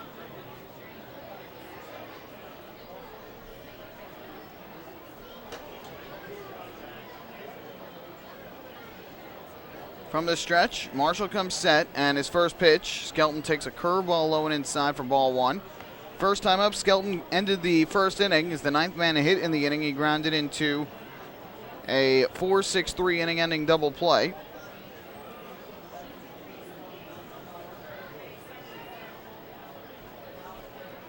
Marshall from the stretch comes set, and the 1-0. Fastball on the inside corner, a called strike to even the count. Well, it's also time for our trivia question here in the 4th inning. We test your knowledge of the Ducks, the Atlantic League, and baseball as a whole. Today will be a Major League Baseball related question. And it will take us back to this date, July the 18th in 1987. 1-1, chopped foul just off to the third base side of the plate, the count 1-2. This former New York Yankee on this date in 1987 tied the Major League record with home runs in 8 consecutive games from the 8th to the 18th of July. We want to know who that former Yankee was, who on this date in 1987 tied the Major League record for consecutive games with a home run with 8. What you think about it, give you the answer in the bottom of the inning. The 1-2, Skelton swings and misses for strike 3. Nice breaking ball over the outside part of the plate, and Skelton way over the top of it. Second strikeout of the night for Marshall. And that is the second out here in the 4th inning. Back to the top of the order for the Somerset Patriots with center fielder number 14, Vinny Zarrillo. Aside from that rough first inning, Marshall has looked strong. Since that first inning, he has retired 8 of the 9 batters that he has faced after allowing 4 hits and walking 2 in the first inning. First pitch to Vinny Zarrillo here is a fastball that missed low and inside for ball 1. Zarrillo 1 for 2 on the night, a single to left and a run in the first, and then a fly out to left field in the second. From the stretch, Marshall turns, throws over to first, and back safely there is Andino.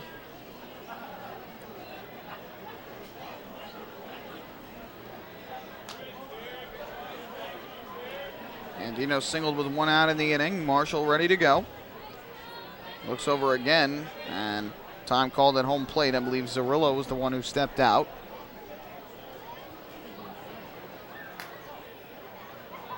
Marshall shakes off blank. Now he is set.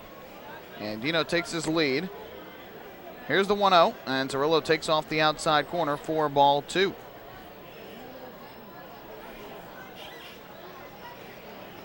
(4-2) Patriots, top half of the 4th inning here at Bethpage Ballpark. Marshall trying for a 3rd straight scoreless inning. That is 2-0. There's a fastball over the outside edge for strike 1, about belt high. Last night, Vinny Zerillo, 1 for 4 at the plate. The only hit he had was in the third inning with a bunt single, but was stranded on the base pass. Retired on a double play ball to end the inning. The 2-1 hit on the ground towards the middle. Dan Lyons to shortstop fields. Backhanded flip to second in time for the out. Another outstanding play from Duck shortstop Dan Lyons. Had a range up the middle to get the baseball and then flipped it on the backhand, and Blake Davis covering second for the Force. No runs, 1 hit, 1 left for the Patriots. To the bottom of the fourth we go. Somerset 4, Long Island 2.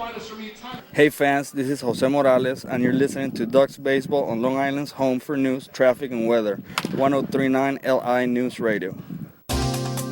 Hey, Ducks fans, the official hotel of the Long Island Ducks is the Upsky Long Island Hotel in Hauppauge. It's centrally located on the north shore of Long Island and offers a home away from home for both business and leisure guests. The Upsky Long Island Hotel features an indoor pool, 24-hour business center, a fitness center, and complimentary Wi-Fi in all guest rooms. Enjoy the contemporary American cuisine at the Fountain Grill restaurant or grab a quick bite to eat at Cafe Pronto. Best of all, it's only minutes from Bethpage Ballpark. The Upsky Long Island Hotel, the official hotel of the Long Island Ducks. Call 231-1100 today. That's 631-231-1100. Family fun every time. Beautiful evening for baseball. Big action every time. He reaches up. It's gone! Great value every time. And the Ducks have won it 7-1. The Ducks schedule is loaded with new promotions this season. And with an average ticket price of just $10 and free parking, there is no better value on Long Island. For game times and tickets, visit liducks.com. Long Island Ducks Baseball. Good times every time.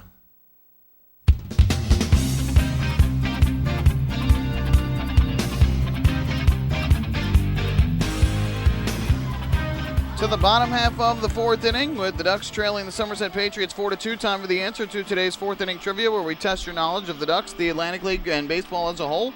Today's question is a baseball-related question for Major League Baseball. We wanted to know which former Yankee on this date back in 1987, July 18th, 1987, almost 30 years ago, 28 years ago today, which former Yankee tied a Major League record by hitting home runs in 8 consecutive games?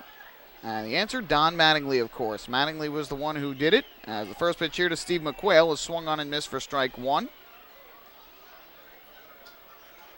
Tied the record that was set by Dale Long back on July 18th, 1987. Home runs in 8 straight games.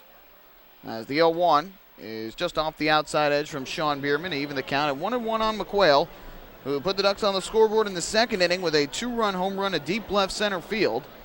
Third straight game with a homer for McQuail. And the 1-1 ripped down the left field line, hooking foul though. One hops off the front of the stands, and now the count goes to 1-2 on the Wonton, New York native. McQuail once had back-to-back 20 home run seasons. Did that in 2012 and 2013 with Schaumburg of the Frontier League. He was with Schaumburg earlier this year before getting released. And now it's an opportunity here with the Ducks. The 1-2, that's up above the head. Bierman even the count at 2 balls and 2 strikes. McQuail will be followed by Davis and Lyons here in the bottom of the fourth inning. 2-2 pitch, and McQuail lines it into left field. On the run is Eggleston. He slides and makes the catch. Nice grab by Eggleston to rob Steve McQuail of his second hit of the night. A bullet to left field. But a nice grab made by Eggleston for the first out. So McQuail now 1 for 2. That'll bring up Blake Davis. Blake Davis, number 11. Davis will bat from the left side for Long Island. A ground out to first in his first trip to the plate.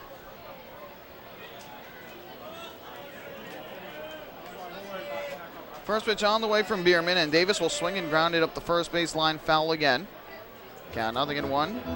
Well, Ducks president and general manager Michael Pfaff said recently that this is Blake Davis's time to shine, with Reggie Corona getting signed on Thursday by the Nationals organization and going to Double-A Harrisburg. Davis, who came into the season as the starting second baseman, will have that opportunity again, as the 0-1 is ripped down the right field line. Base hit for Davis. Got himself a base hit here, as Burgess will pick it up and fire it back in. And Davis now 1 for 2 on the night. 7th hit for the Long Island Ducks. And Davis really has been hitting the ball much better of late. give him credit. He has taken this opportunity to get a little bit more playing time than he did earlier in the year, and he really has done a much better job at the plate. That single by Davis now gives him hits in 4 straight games and in 8 of his last 9 contests. He'll lead it first with 1 out. The first pitch to Dan Lyons is a fastball that missed low and inside for ball 1. When that streak started July 2nd in Lancaster, his average was down to 167. And since that point, he's raised it up to a little bit over 212. It was 212 entering the day. He's now 1 for 2 today. As this curveball is over the inside corner for a strike to even the count at 1-1. Lyons a single to third his first time up. Hard ground ball in between third and short that Hopkins nearly made the play on, but too tough for him to make the play, and Lyons able to get at first base for a single. The 1-1 is a throw over to first to check on Davis, who is 2 for 2 in the stolen base department this year.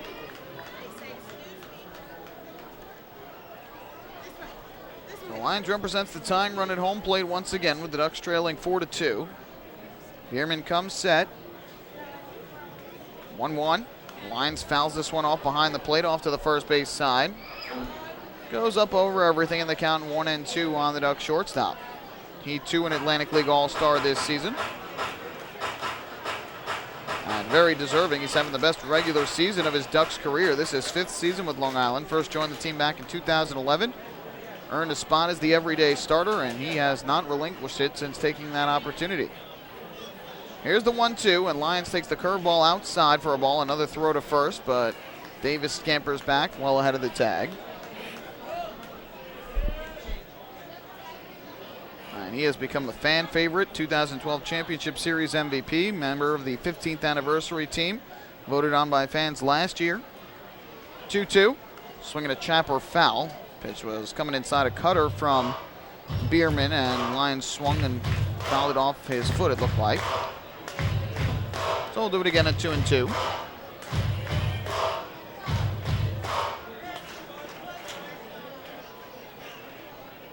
Brian Sabatella waiting in the on-deck circle for the Ducks. Bierman a long look into home plate here for the sign from Skelton. Now gets the pitch he likes, from Vidal. And another throw over to first to chase Davis back to the bag. Don't see Kevin Baez sending him here with a count of 2-2, but maybe with a full count he might do so.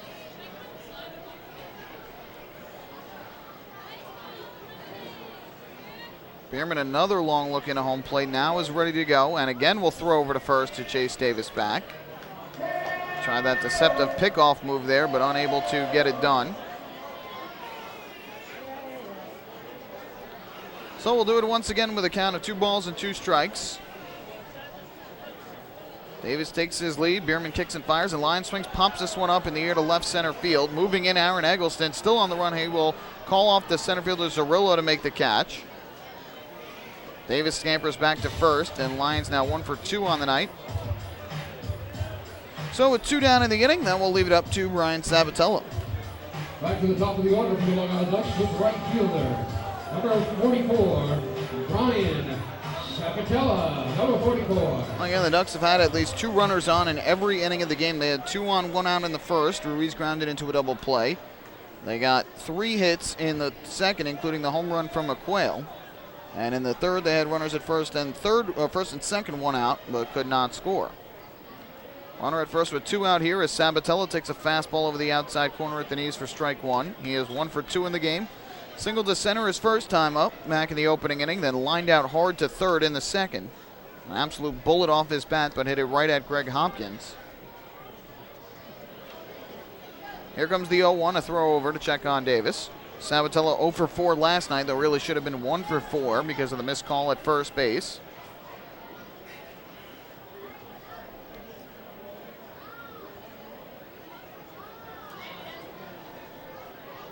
Bierman ready to go, and the pitch on the way. Ripped down the left field line, but foul right into the Smoking Owls party deck.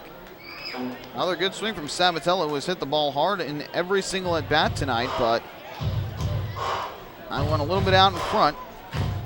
He's now in an 0-2 hole.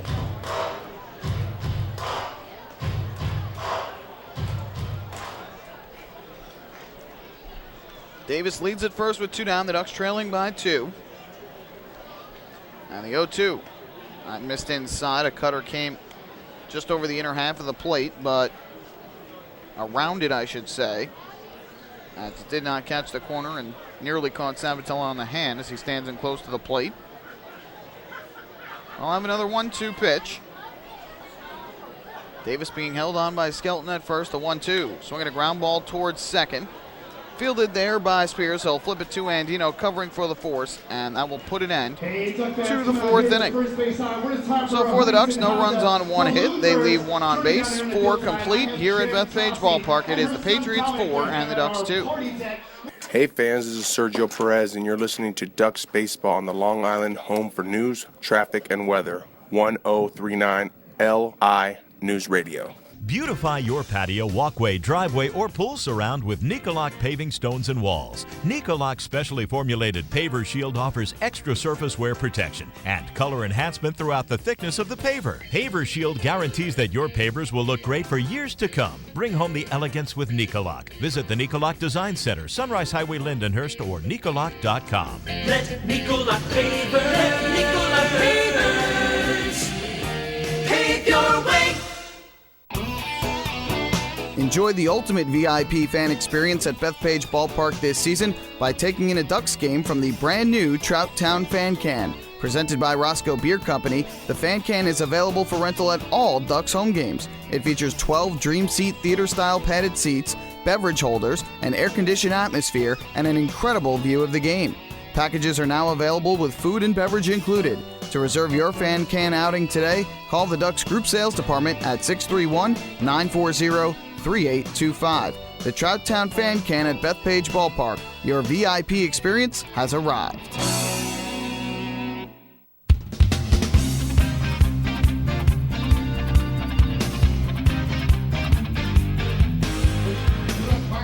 Ducks fans, don't forget to stumble on the Waddle-In Shop on your next visit to Bethpage Ballpark, where exclusive and hard-to-find Ducks memorabilia is now on sale. Proceeds benefit the Quacker Jack Foundation, the charitable arm of the Long Island Ducks.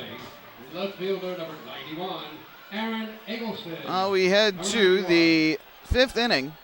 The Patriots still in front by a count of 4-2. Ducks have had a couple of opportunities to try and fight back, but have not been able to do so just yet. The first pitch is a little bit low for ball 1 to Aaron Eggleston, who is 0 for 1 with a walk and a run scored tonight. Marshall gets the sign, kicks and fires, and Eggleston will take a curveball low for ball 2. So we go to the 5th inning, give us a chance to look at the out-of-town scoreboard, get you caught up around the Atlantic League and the major leagues as well. Little MLS action on this Saturday. 2-0. That fastball in for a strike. Nice pitch from Marshall to run the count to 2-1. They're in the bottom of the 6th inning up in Bridgeport. It is all Bluefish tonight. They have 14 hits and lead the Skeeters 6-0. Bottom half of the 6th inning. 2-1. That is low and outside, ball 3. Matt Wright started for the Skeeters. Andrew Johnston is now in the ball game. For Bridgeport, Cody Scarpetta was the starter. Former Duck Eric Neeson now pitching. 3-1 Eggleston. And he'll swing and hit a broken bat flare and a right. And that'll drop for a base hit. 6th hit of the game for Somerset. First for Eggleston. And a good start for the Patriots here in the 5th inning. So with Eggleston on at first, nobody out. That'll bring up the catcher, David Vidal. Bridgeport so far with 2 hits apiece from Wellington Dotel, Jobdoin Morales, Wilson Batista, Andres Rodriguez, and Brandon Jones. 6 different players with an RBI for the Fish. We're trying to keep a 1-game lead, if not stretch it, over the Ducks. First pitch to David Vidal, and he'll swing and hit a chopper to the left side. Dan Lyons will field. He'll go to second for 1, the turn to first in time. Just what the doctor ordered for Ian Marshall. First pitch to Vidal, he grounds into a 6-4-3 double play. The second double play hit into by the Patriots tonight. And quickly 2 outs here in the 5th inning. In Southern Maryland, Blue Crabs have a 1-0 lead over the Camden River Sharks. Bottom of the 4th inning, they have yet to allow a hit. Southern Maryland starter tonight is Brian Baker. 4 hitless innings so far, has allowed just 1 walk. Steve Garrison, the former Duck, starting for Camden tonight. And Southern Maryland's only RBI coming off the bat of Jovan Rosa. First pitch to Michael Burgess. He'll take a fastball low for ball 1. And in Lancaster, Pennsylvania, the Barnstormers and the York Revolution are scoreless. Bottom half of the third inning. Lefty Logan Williamson starting for York. And former New York Met Pat Mish starting for the Barnstormers tonight. Pitch misses low, and Ian Marshall now in a quick 2-0 hole on Michael Burgess, who tonight drew a bases-loaded walk and scored in the first, and then popped out to left field in the third. 2-0 on the way. He'll swing and chop one foul, first base line. Count 2-1. Yankees fell earlier today at home to the Seattle Mariners 4-3. Winning pitcher for the Mariners was Hisashi Iwakuma, who improved to 2-1 on the year. The loser, Michael Pineda, fell to 9-6, and Carson Smith earned his 7th save of the season. Marshall just missed inside, and that will run the count to 3-1 on Burgess with Greg Hopkins waiting on deck. Former Yankee Robinson Cano had himself a ball game for the Mariners with 2 home runs, his 7th and 8th of the season. The guy who has been struggling this year. Here Burgess fouls one off the end of the bat. That'll run the count full. For the Yankees, Brian McCann hit his 15th home run of the season. New York Mets in action in St. Louis, and in the top of the second inning, the Cardinals have a 4-0 lead. Bartolo Colon starting for the Mets, John Lackey for the Cardinals. Grishak, Hayward, Molina, and Peralta have the RBIs so far for St. Louis. Payoff pitch upcoming from Marshall to Burgess as he tries to work his 4th straight scoreless inning. And the 3-2 is a curveball low for ball 4. So Michael Burgess draws the 2-out walk against Ian Marshall. The 3rd walk given up by the Ducks right-hander today. And second, that's drawn by Burgess. 2 outs, 1 on. That'll bring up Greg Hopkins. MLS action going on right now down in Orlando, Florida. The New York Red Bulls taking on Orlando City SC at the Citrus Bowl. No score in the 10th minute of play. First pitch on the way to Hopkins, misses outside on a fastball, ball 1. And New York City FC is up in Foxborough, Massachusetts at Gillette Stadium to take on the New England Revolution, whom the Red Bulls defeated 4-1 last weekend at Red Bull Arena. That match is scoreless in the 8th minute. Hopkins is swinging a foul ball at home plate. That one shook up Mike Blank a little bit. And I don't know where it caught him, but he is in a considerable amount of pain at home plate. Looks like it might have caught him on the left leg and knocked that shin guard out of place. Might have hit him near the knee area, but seems like he's okay. Ducks trainer Donnie Pitchford has not gone out to check on him yet, so it cannot be too serious. So the count will be 1-1 on Hopkins. 4 runs, 6 hits, no errors for the Patriots here. 2 runs, 7 hits, 1 error for the Ducks. Top half of the 5th inning, the Patriots have a runner at first with 2 men out. And a 1-1 from Ian Marshall. Kicks and fires, and Hopkins takes the fastball inside under the hands for ball 2. Hopkins reached on a fielder's choice error in the first inning and then grounded to third base in the 3rd. So Cody Puckett has seen the ball hit him twice with this man at the plate. And here Hopkins will take inside for ball 3 from Marshall. Marshall gave up a leadoff single, got the double play, and then got behind in the count and eventually walked Burgess, now in danger of walking Hopkins, with former big leaguer Matt Gamble waiting in the on-deck circle.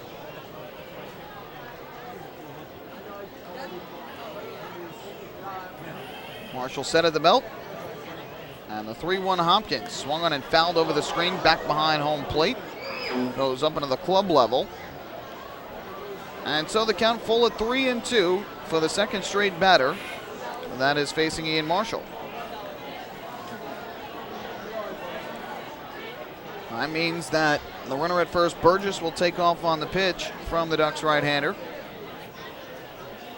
Marshall ready to go. There goes Burgess, and the pitch to Hopkins, swung on and chopped up the third base line, foul. Pitch was tailing over the outside part of the plate, and he just got a piece of it and fouled it off to keep the at-bat alive.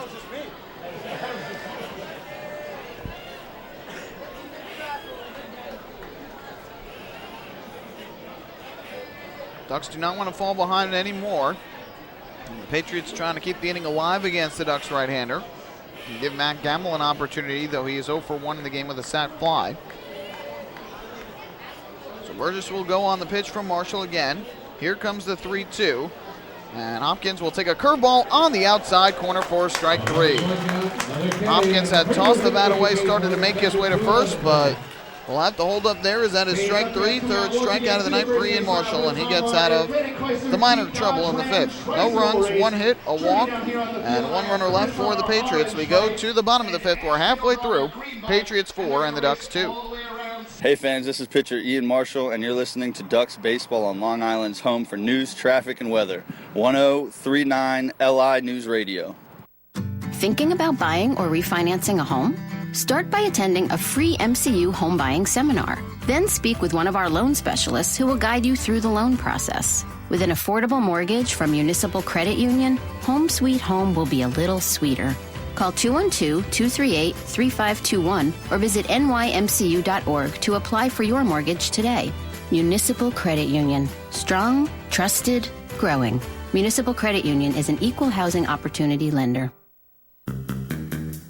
Take your group out to the ball game this season and enjoy all the fun of Ducks baseball at discounted prices with the Hebrew National Picnic Area, luxury suites, the Smokin' Owls Party Deck, the Trout Town Fan Can, and so much more. Bringing your group to the game will be an unforgettable experience. The Ducks even offer opportunities to sing the national anthem, serve as the Ridgewood Savings Bank color guard, be the Nicolak Dream Team, put on a pregame performance, or shag fly balls during Ducks batting practice. To book your outing today, call 631-940-3825 and ask for the group sales department. Long Island Ducks Baseball. Good times every time.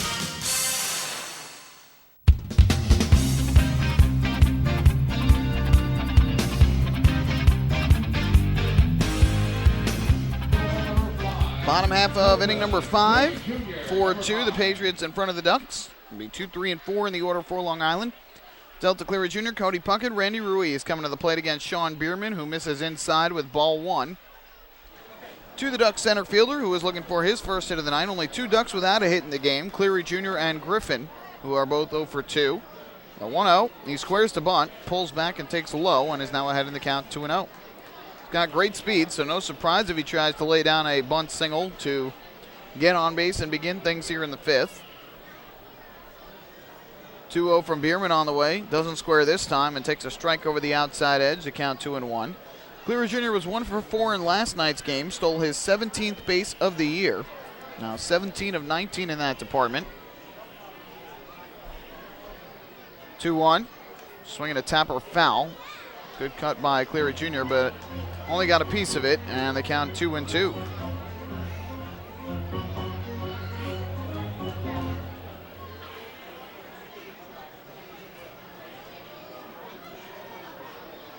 Infield, straight away. A little bit of a bigger hole on the right side than on the left side, and the 2-2 pitch to Cleary Jr.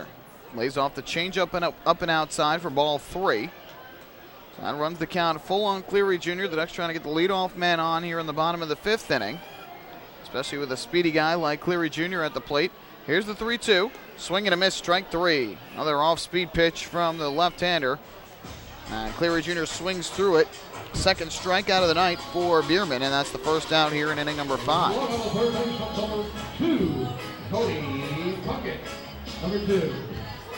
So a 1 out, and the base is empty. Here is Cody Puckett to the plate, who has been on base twice in 2 at-bats tonight, or 2 plate appearances, I should say. Single to second in the first and a walk in the third, and here takes a strike at the knees. Looks like a cutter from the left-hander. The count 0-1. Puckett's single was a comebacker that ricocheted off the glove of Sean Bierman. The 0-1, swing and a miss. Cut through the pitch over the outside part of the plate. And Puckett in a quick 0-2 hole. Bierman flirted with trouble in the third, got out of it, and had a brief bit of trouble in the fourth, but nothing serious, just a 1-out single to Davis. Here's the 0-2, and Puckett lays off the pitch up high. That'll run the count to 1-2. Randy Ruiz will be the next hitter for Long Island. Bierman out of the windup. And the 1-2. Swing and a miss for strike 3. Foul tipped into the glove of the catcher, David Vidal. Back-to-back strikeouts for Bierman. 2 quick outs here in the bottom half of the 5th inning.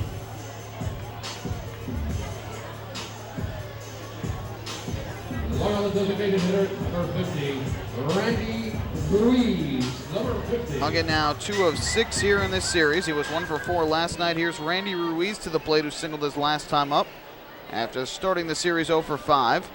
First pitch on the way, and he will take a changeup over the outside corner for strike 1. Ruiz had grounded into an inning-ending 5-4-3 double play, his first at-bat of the day, and then the single his last time up to left center field. 0-1. Low, down in the zone. Skips away from Vidal, leaving the count at a ball and a strike.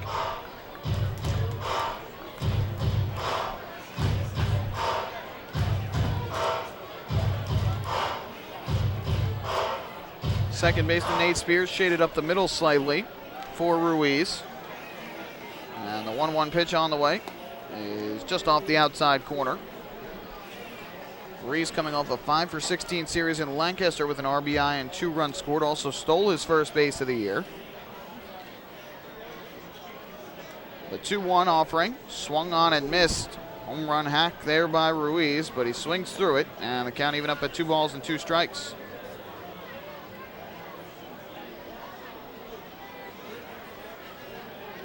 Bierman trying to strike out the side here in the 5th inning. And the 2-2 on the way is low in the dirt. So Ruiz has run the count full. Second batter of the inning with a full count on Bierman. Ruiz wants to get on base and give John Griffin an opportunity to tie the game with a 1 swing of the bat. Here is the payoff, and Ruiz takes on the outside corner, strike 3 called. He thought that pitch was off the outside part of the plate, but it just catches a piece. Sean Bierman strikes out the side in the 5th. We go to the 6th here in Central Islip, New York. It is the Patriots 4 and the Ducks 2. Hey fans, this is first baseman John Griffin, and you're listening to Ducks Baseball on Long Island's home for news, traffic, and weather. 1039 LI News Radio. The results are in. PSEG Long Island is delivering 99.9% reliability. We got there by strengthening equipment and clearing trees along power lines across our area. And our new outage management system will continue to ensure improved communications and faster restoration. 99.9% reliable. It's one more way we're serving you better. Discover how we're improving every day to bring you better service at www.psegliny.com/reliability. M&V Limousines is the official bus company of the Long Island Ducks. Family owned and operated, they've been in the business for over 23 years. M&V Limousines offers coach buses with Wi-Fi and restrooms, party buses, exotic limousines, and so much more. Whether you're looking for transportation for weddings, proms, corporate outings, or long-distance trips, they've got the right vehicle for you. Visit their showroom in Comac or check them out online at mvlimo.com. M&V Limousines, the official bus company of the Long Island Ducks.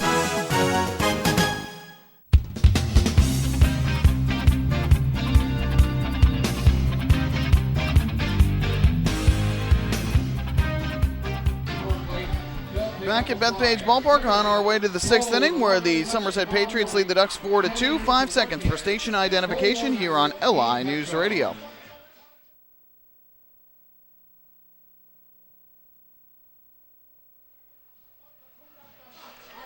Four runs, 6 hits, no errors for the Patriots. 2 runs, 7 hits, 1 error for the Ducks through 5 innings of play here at Bethpage Ballpark. Michael Pollack bringing you all the action. Thanks so much for tuning in.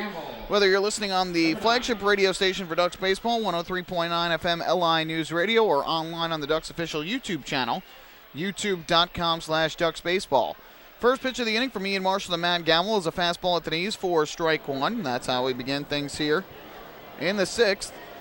Ducks fell into a 4-0 hole. They closed it to 4-2 in the 2nd, but they have not been able to produce a run since. The 0-1 is off the outside corner to even the count at 1 ball and 1 strike. Sellout crowd here on this Saturday evening, and enjoying another tight game between these two teams. A 1-1. High fly ball deep to right center field. Going back, Brian Sabatella to the warning track in right center. Reaches up, makes the catch as he crashes into the wall. Nice grab by Sabatella, and a good job to hang on to it when he hit the wall hard. And a nice play for the first out of the 6th inning. Second baseman number 3, Nate Gamble is Spears, now number 3. 0 for 2 in the game. He had a sac fly his first time up back in the first inning. Since then, now has struck out looking and flown out to right.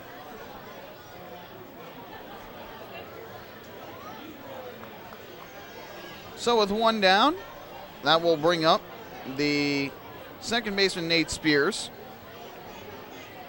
who is 1 for 2 in the game, and will take the first pitch fastball on the outside corner for strike 1.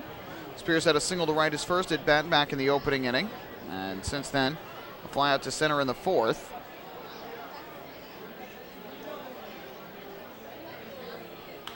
Line drive into right field here. Sabatello drifts back a few steps. He'll make the catch on the 0-1 pitch.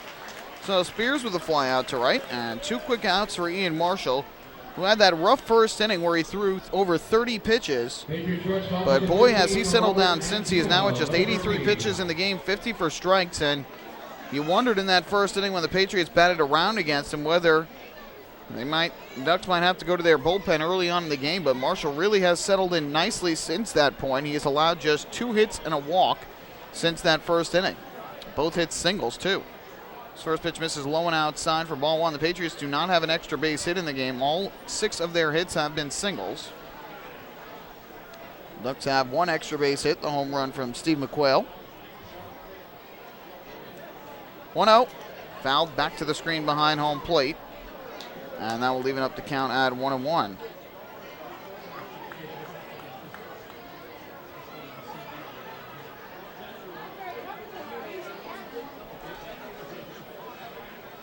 One ball, 1 strike pitch coming from Marshall to Andino. Swing and a miss. Andino chasing the pitch over the inside corner. He's 2 for 2 in the game with a pair of singles to center against Marshall. But the Ducks right-hander is ahead quickly here at 1-2.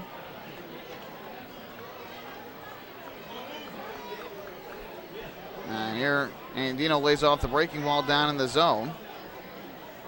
So that'll run the count to 2 balls and 2 strikes. Andino last night was 0 for 3 with a walk and a run scored. He's gotten off to a good start tonight. Both times has been forced out at second base after reaching on a single. So Marshall looking for the 1-2-3 top half of the 6th inning. He has done his job to this point of keeping the Ducks in the ball game after the rocky first inning. And now the 2-2 on the way to Andino. Swung on and foul tipped back behind the plate. Caught a piece and rounded it through the leg to the catcher, Mike Blank.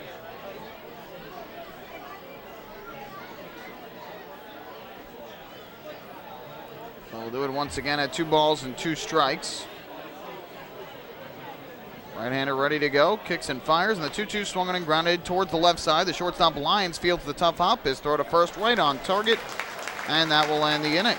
So a strong 6th for Ian Marshall as he retires this side on 2 flyouts and a ground out. He's at 89 pitches. We go to the bottom half of the 6th inning. Patriots still in front by 2, 4-2 the score. Hey fans, this is outfielder Brian Sabatella, and you're listening to Ducks Baseball on Long Island's home for news, traffic, and weather, 1039 LI News Radio. James Simmons is going back. He is looking up, and on the park night, that one is gone and reaches a kennel in Central Islip. That was another home run for the Ducks. And Duck fans, what's more fun than a home run that helps the Ducks win a game? How about a homer that helps the community win? Chappie's Funeral Home and the Long Island Ducks have once again teamed up for the Chappie's Home Run Challenge. If the Ducks hit 100 homers this season, Chappie's Funeral Home will donate $5,000 to the Quackerjack Foundation. So every time a Ducks hitter goes deep this season, watch for the Chappie's Challenge home run count on the scoreboard. And if we reach 100, we're all a winner. Chappie's Funeral Home, where caring for others is a family tradition.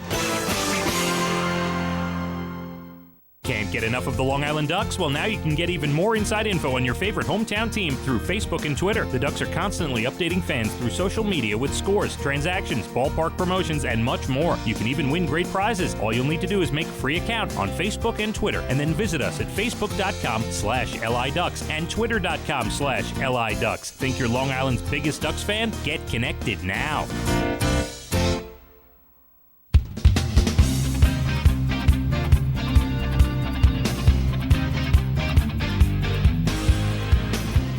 Ducks fans follow all season long as the Long Island Ducks try to meet the Chappie's Home Run Challenge. If the Ducks hit 100 home runs, And Chappie's Funeral Homes will donate $5,000 to the Quacker Jack Foundation. Chappie's Funeral Homes, where caring for others is our family tradition.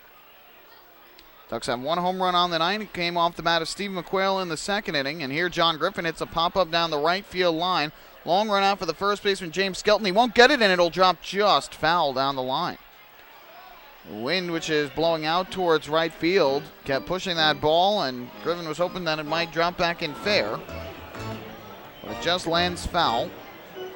And the count 0-1 on Griffin, who is 0 for 2 in his first 2 at-bats tonight. A ground out to third in the second inning. And then a deep drive to left center in the third, but not deep enough, as it was caught by Vinny Zerillo.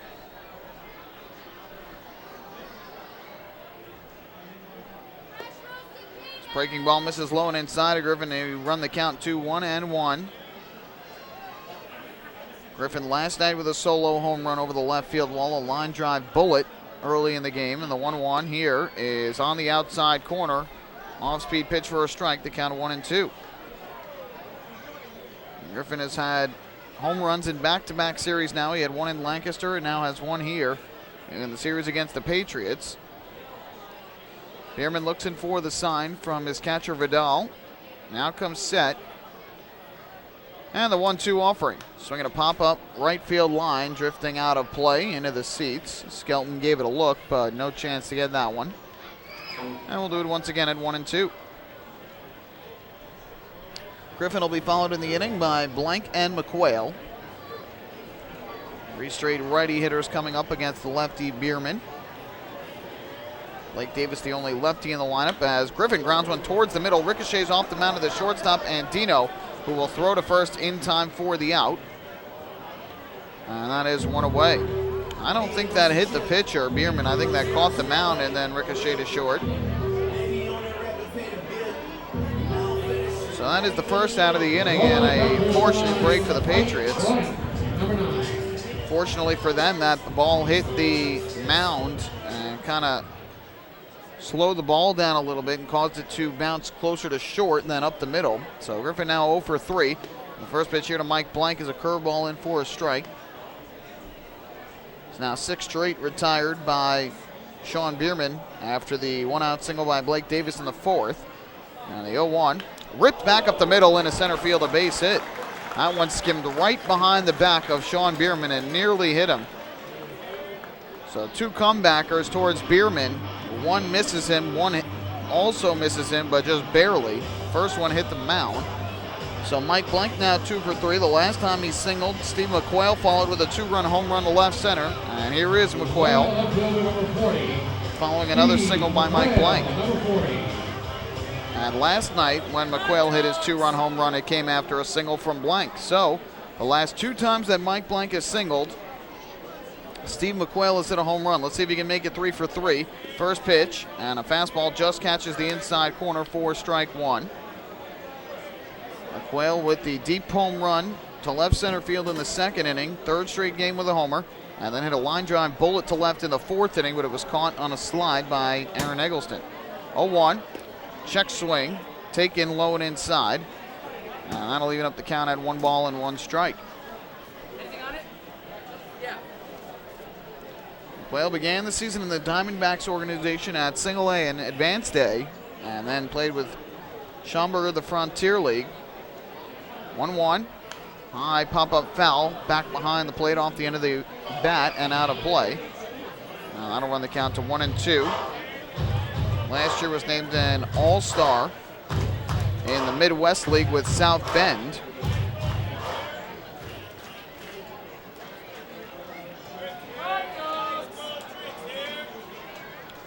Blank leads at first with 1 out, the 1-2. McQuail rips one, third base line, just foul. A rocket off the bat, but just to the left of the line.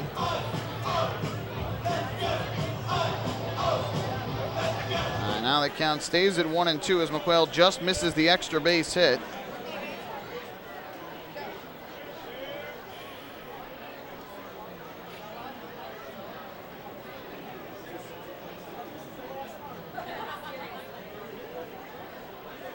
Blank leads at first. Bierman had come set and then breaks the hands to step off.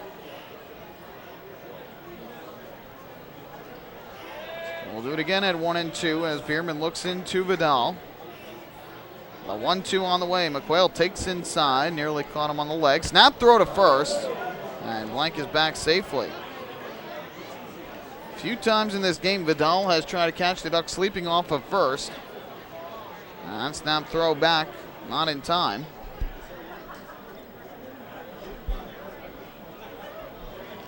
Bierman now ready to go, and the 2-2.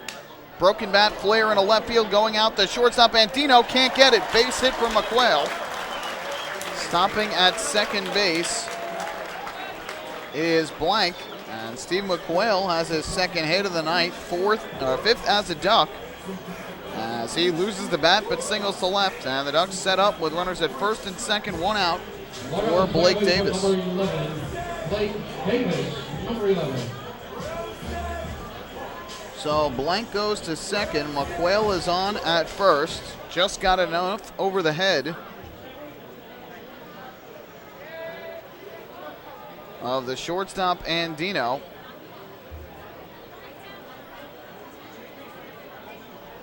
So here is Davis to bat from the left side with 2 on and 1 out. The Ducks trailing by 2. Long Island with 9 hits now in the ball game. Somerset has 6. And the first pitch, Davis will take a breaking ball low and outside for ball 1. Davis singled his last time up, a clean base hit to right field in the 4th inning with 1 out, and that was the last batter to reach before these back-to-back singles. Here's the 1-0, and Davis swings and misses. Good pitch over the outside corner, and Davis had a good cut at it, but just missed. And the count of 1-1.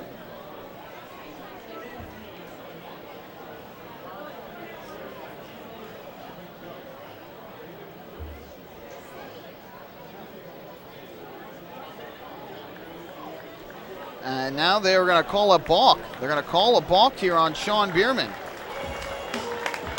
Home plate umpire Frank LeParic was the one who called it. Sean Bierman has come down to try and find out what happened. He doesn't agree with it. He was kind of surprised at the call there, but a break for the Ducks.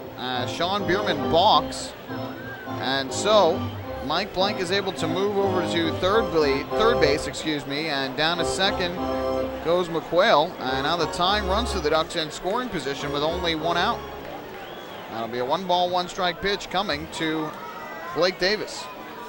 Kicking the offering from Bierman, and Davis swings, grounds it foul at the third base line. And he's now behind 1-2. Just the second balk of the year for the Patriots pitching staff. The only other pitcher to balk was Anthony Cayazzo, a lefty reliever. So the count is 1-2. 2 in scoring position for the Ducks with 1 out. Lefty-lefty matchup. Bierman deals, and Davis swings, fouls this one right back to the screen behind home plate. Good cut on a curveball. Just missed it, fouled it straight back just off to the third base side.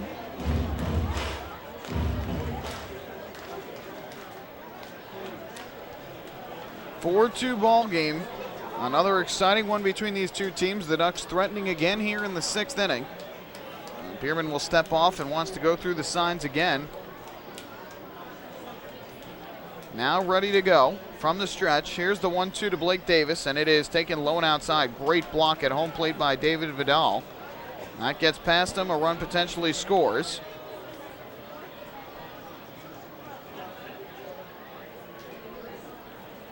So it'll be a 2-ball, 2-strike pitch upcoming.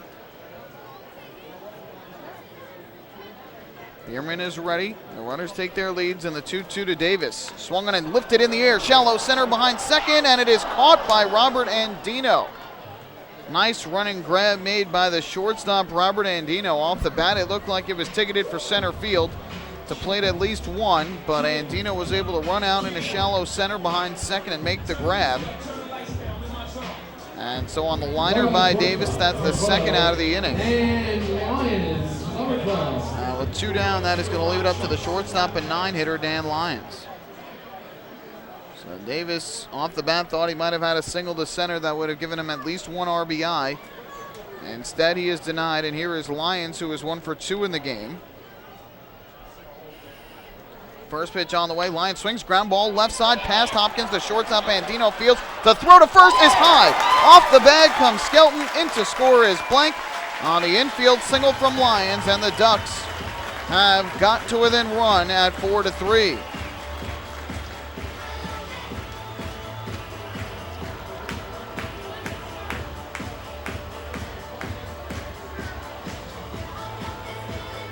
Well, let's take a look and try and see whether or not he would have beaten that out or whether or not the throw would have beaten him to the bag if it was an accurate throw. We'll try and find out for you and wait for the official ruling on the play.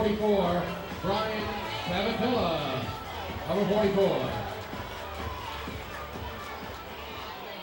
Either way, runner at first with 2 men out in the inning. And up to the plate steps Brian Sabatella. Sabatella will bat from the right side. And the first pitch here fouled off first base side out of play. And the count is 0-1. So Steve McQuail is now the runner at third. As the tying run, and over at first base is Dan Lyons.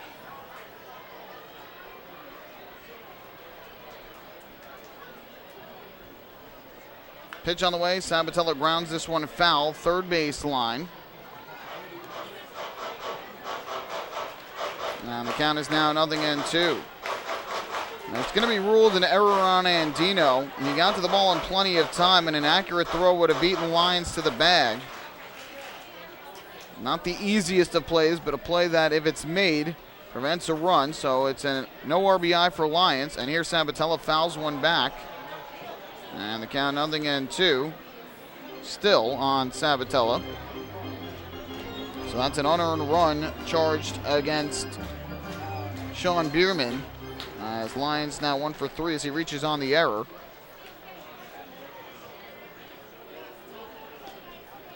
Here Sabatella lays off the breaking ball and misses low and outside. So on the error, the Ducks have made this a 1-run ball game. And now trying to pull even. We'll see if they'll be able to do it. 1-2. Swing and a miss by Sabatella. He chased down and in. Frustrated with himself at home plate as Bierman picks up his 5th strikeout of the night. That will end the inning. Ducks end up getting 1 unearned run on 2 hits and an error. And they leave 2 on base. 6 innings are complete here at Bethpage Ballpark on this Saturday night. And we've got ourselves a 1-run ball game. It's the Patriots 4 and the Ducks 3. Hey fans, this is Blake Davis, and you're listening to Ducks Baseball, Long Island's home for news, traffic, and weather. 103.9 LI News Radio. Spring into a new Honda at Huntington Honda and pay $59 a month for a new 2015 Honda Civic LX sedan. $59. So spring into Huntington Honda on Jericho Turnpike just east of Route 110 or HuntingtonHondaCars.com. Huntington Honda, discover the difference. Auto 24-month lease, total due at inception. Civic $31.90 includes bank fee, first month's payment, no security deposit. Taxes, DMV, title fees extra with excellent credit through HFS. Have your birthday at the ballpark this season and celebrate with the flock. Kona Ice birthday party packages with the Long Island Ducks are now available. Each package includes 10 box seats, a commemorative birthday t-shirt and autographed baseball, a pizza and Kona Ice party in the Hebrew National picnic area, and so much more. Best of all, the birthday child will stand on the dugout while the entire crowd sings happy birthday. Reserve your party today by calling the group sales department at 631-940-3825. Kona Ice birthday parties with the Long Island Ducks, a once-in-a-lifetime experience.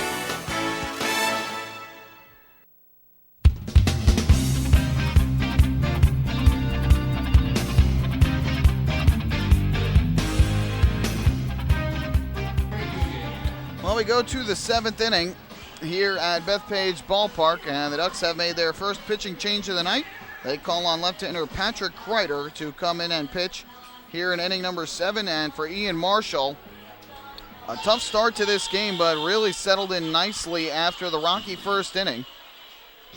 He leaves in line for the loss, cannot get the win, but could get a no decision in the game. We'll give you his final line momentarily, but after that 4-run first inning, really settled down nicely and threw 5 scoreless innings after it. So Marshall is out of the game. Kreider is in for the Ducks after having the brief scare his last time out when he got hit on a line drive back to the mound. But ultimately just missed yesterday's game. Not that he would have definitely been in the game yesterday anyway. And he'll come in and pitch here against the 9, 1, and 2 hitters for the Patriots, Skelton, Zerillo, and Eggleston. First pitch is swung on and missed for strike 1 by Skelton. The 9-hitter was 0 for 2 with a double play groundout and a strikeout in the ballgame.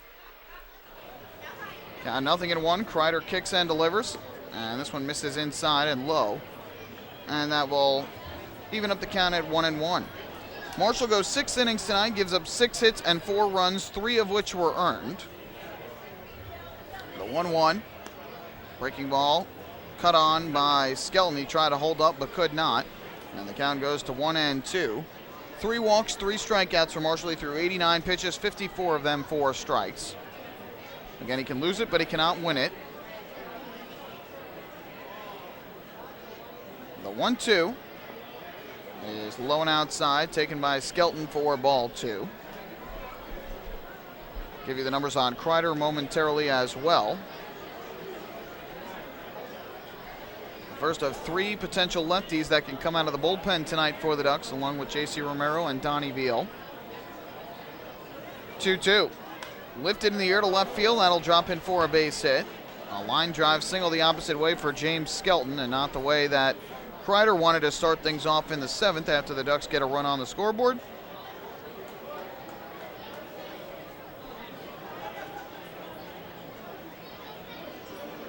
Back to the top of the order for the Somerset Patriots with center fielder, number 14, Vinny Zerillo, number 14.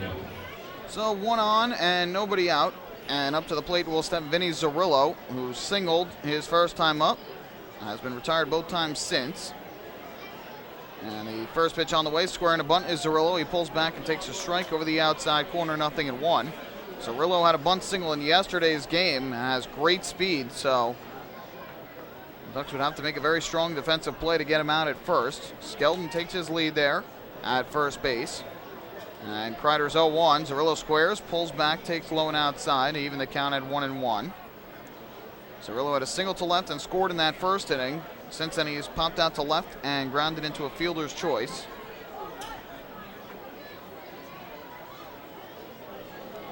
From the stretch, the 1-1 upcoming. He's already squaring to bunt. Kreider kicks, fires, and Zerillo pulls back. Takes a little bit low and outside again. Kreider thought he had strike 2, doesn't get the call.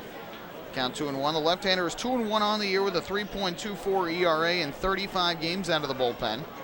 26 hits allowed in 33 1/3 innings, 13 runs, 12 of which are earned. Has walked 13 and struck out 32. 2-1 offering upcoming. Kicks and fires. Zerillo squares, bunts it. Third base side of home plate. Puckett will barehand. His throw to first is in time. Fielding it was Blake Davis at first base, so the sacrifice successful for Vinny Zerillo. The putout goes 5-4. And down to second base goes James Skelton. Aaron Eggleston, number 91. First sacrifice bunt for Vinny Zerillo this year. After joining the Patriots right before their series against the Ducks here.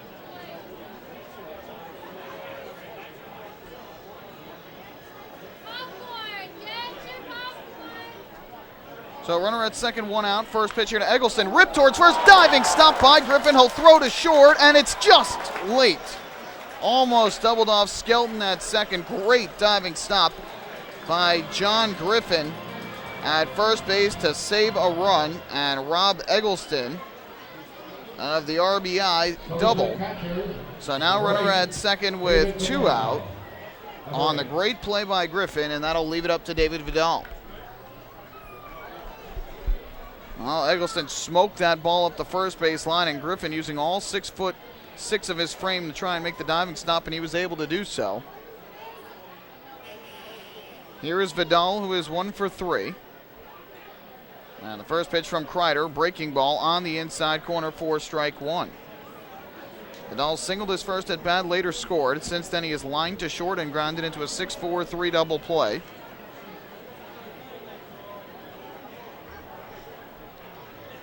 Be an 0-1 pitch upcoming. Kreider comes set. Looks to second. Now deals to the plate. Vidal check swing. Breaking ball down in the dirt. He did not go. Good block by Blank. And that'll even up the count at 1-1.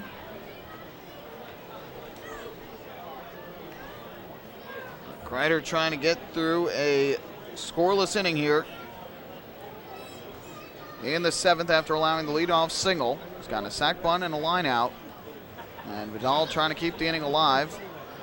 With the Patriots leading by 1, 4-3 the score. Kreider comes set, looks to second. Looks back there again, now the 1-1. Vidal a check swing, breaking ball missed low and inside for ball 2. Kreider's got a nasty curveball when he's throwing it for strikes. Can be very, very tough to hit. The count is 2-1 on David Vidal, a righty hitter, the first righty hitter that Kreider is facing in this inning. 2-1 on the way. Swing and a miss. Good fastball over the outside corner of the plate. And the pitch cut on and missed by Vidal, so the count is even at 2-2. And Kreider 1 strike away from getting out of a bit of trouble here in the 7th inning. Vidal digs into the batter's box, fairly close to home plate. Kreider looking for the sign from Blank, and now is ready to go. The 2-2 pitch on the way is a breaking ball line into center field, chasing Delta Cleary Jr. back, but he is there to make the catch. And Patrick Kreider works around the leadoff single here in the 7th inning. So for the Patriots, no runs on 1 hit, and they leave 1 on base. 6.5 innings complete with the Patriots leading 4-3. It's time to stretch. We're going to keep things right here, though, for God Bless America First, which is going to be performed tonight by the Long Island Choral Society, clad in royal blue T-shirts as they stand on the lower concourse behind home plate.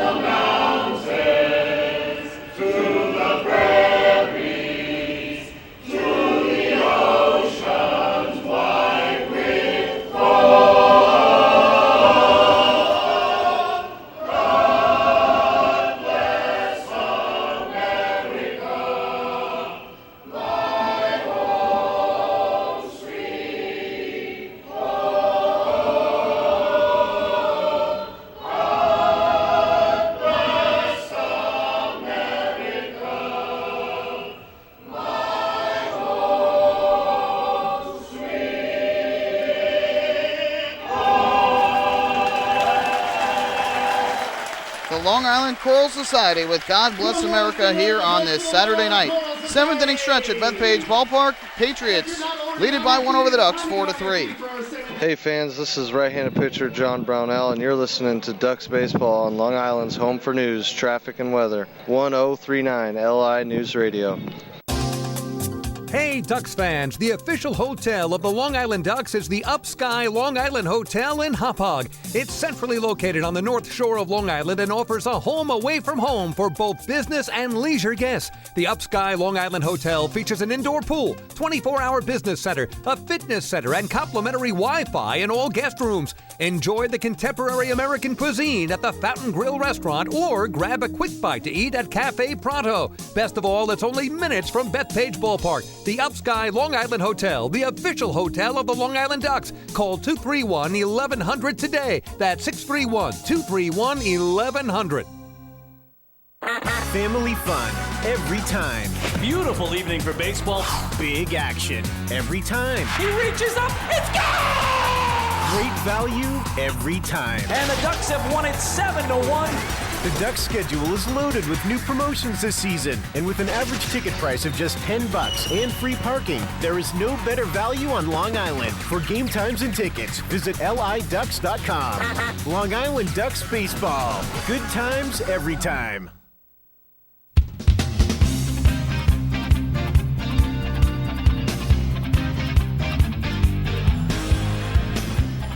On a warm summer night like tonight, why not chill out with a cold cup of Hampton Coffee Company gourmet iced coffee available at the concession stands here at Bethpage Ballpark. Hampton Coffee is the preferred coffee of the Long Island Ducks. Visit HamptonCoffeeCompany.com or visit their cafes in the Hamptons. Well, after Patrick Kreider works a scoreless top of the 7th inning in relief of Ian Marshall, a new pitcher is in for the Somerset Patriots in the bottom of the 7th, and his right-hander Paul Smythe, who will take over for the lefty Sean Bierman, who turns in a quality start tonight, leaves in line for the win. And right now, it is the Somerset Patriots in front of the Ducks by a count of 4-3, excuse me. And for the Ducks, it'll be the center fielder Delta Cleary Jr., the third baseman Cody Puckett, and the designated hitter Randy Ruiz due up to the plate. And we will see if the Ducks are able to pull even or take the lead against the Patriots, or whether Smythe will be able to keep the Ducks off the scoreboard. Either way, stepping to the plate is Delta Cleary Jr. to start things off.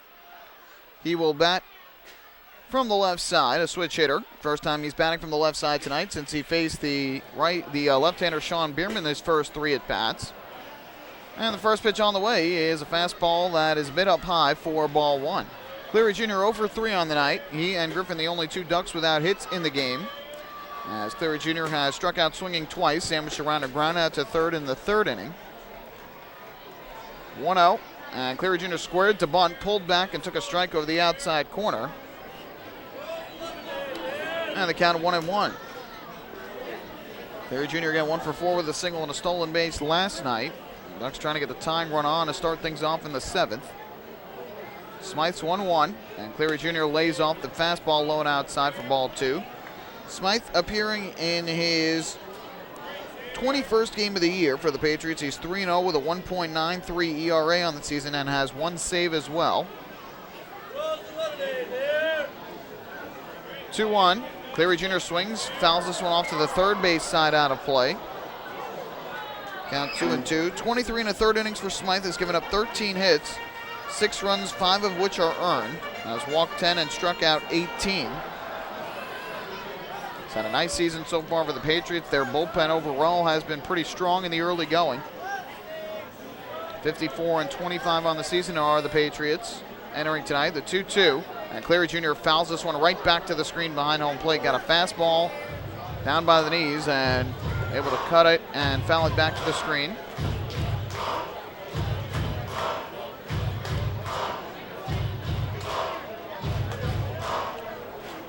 So the count remains 2-2 on Cleary Jr.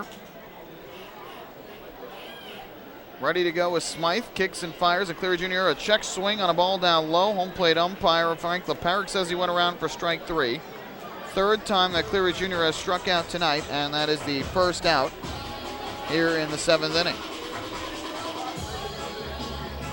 So a good start for Smythe. That'll bring up Cody Puckett.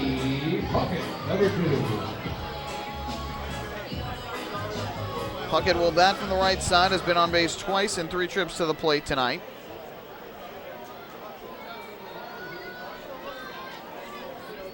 Smythe from the stretch, set at the belt, and his first pitch on the way to Cody Puckett is swung on and grounded up the third baseline foul. On the count, 0-1, Puckett reached on an infield single in the 1st inning and drew a walk in the 3rd and struck out swinging in the 5th. Give credit to Sean Bierman. He allowed the 2-run home run in the 2nd and allowed 9 hits total, but really limited the damage. The Ducks have stranded 7 men on base in this game. Not a big reason why Bierman leaves in line for the win, as Puckett swings and fouls one off here. And the count is 0-2 on the Ducks' third baseman.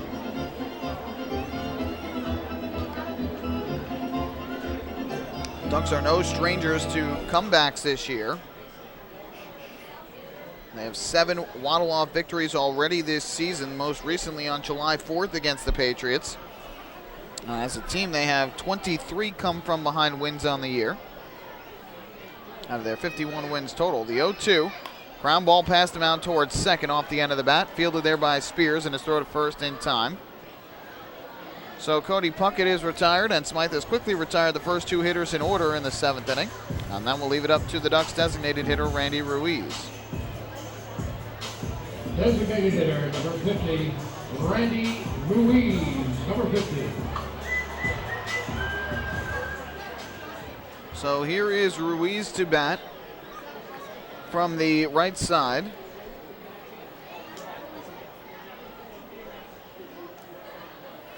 First pitch on the way, skips low and outside for ball 1. And the count goes to 1-0 on Ruiz, who tonight is 1 for 3 at the plate. Singled in his second at bat of the game. That was back in the 3rd inning. Aside from that, is grounded into a double play and struck out looking. The 1-0. Swing and a miss. Chased the breaking ball down in the zone. Ruiz has had some big hacks in this series, but aside from the single, has not been able to connect with any for hits. Here's the 1-1, and Ruiz takes the breaking ball in at the belt for a strike. That'll run the count now to 1-2. Smythe comes set. Kicks, fires, and Ruiz takes a fastball low and inside to even the count at 2 balls and 2 strikes. Smythe has been working quickly on the mound here in this inning. It's gotten a strikeout and a ground out so far. And now the 2-2 upcoming to Randy Ruiz. Kicks and fires, and Ruiz will swing and hit a deep drive back to left field. Going back is Eggleston at the track. He looks up, and you can forget it. A game-tying solo home run to left field off the bat of Randy Ruiz here in the 7th inning. His 5th home run of the year, and Long Island has tied the Patriots at 4.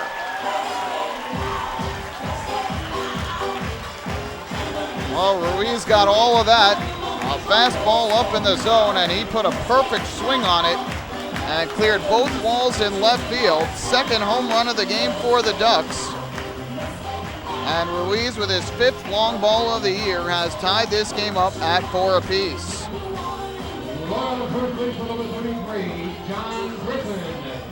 Smythe 1 strike away from the 1-2-3 inning, but Randy Ruiz has put some life back into this crowd of 6,867 with the solo blast. And here Griffin takes a strike at the belt to count 0-1. So the Ducks are halfway there. They have now hit their 50th home run of the year, halfway to meeting the Chappie's home run challenge. If they hit 100 home runs, Chappie's Funeral Homes will donate $5,000 to the Quacker Jack Foundation. 0-1, and Griffin fouls this one right back to the screen. And they count 0-2. So Ruiz with another multi-hit game, his 2nd hit of the ball game on that home run. Griffin is 0 for 3 with a ground out, a fly out, and a ground out. There's 2 ground outs to third and short, and the fly out to center. Now Smythe trying to get through the inning without giving up the go-ahead run. And here Griffin takes a curveball that drops in for strike 3. 2nd strikeout for Smythe, that'll end the inning. However, the Ducks get a run on a hit. Randy Ruiz with a game-tying solo home run to left field. Now the Ducks have rallied back from a 4-0 deficit tonight. They have tied the ball game at 4 as we move to the 8th here in Central Islip. Hey fan, this is outfielder Delta Clear Jr. You're listening to Ducks Baseball on Long Island's home for news, traffic, and weather, 1039 LI News Radio. Few places on earth offer the charm and excitement of Fire Island. At Fire Island Ferries, located conveniently at 99 Maple Avenue in Bay Shore, they offer convenient travel to Fire Island 7 days a week. Fire Island is quickly becoming a top destination for families of all ages. Experience the informal, carefree communities, the dazzling night scene, enjoy fine dining, or climb to the top of one of the tallest lighthouses in the United States. But there's only one way to get there, by calling Fire Island Ferries at 631-665-3600 today. For fare and scheduling information, please visit fireislandferries.com. Hey Ducks fans, stay up to date with Long Island's hometown team by visiting Quack of the Bat, the official blog of the Long Island Ducks. Quack of the Bat will bring Ducks fans beyond the headlines with in-depth feature articles, breaking news stories, game previews, post-game wrap-ups, and so much more. Interact with the team during the entire season through quotes directly from the players and coaches, as well as exclusive video clips and photos. Check out the blog today at quackofthebat.wordpress.com. Quack of the Bat, the official blog of the Long Island Ducks.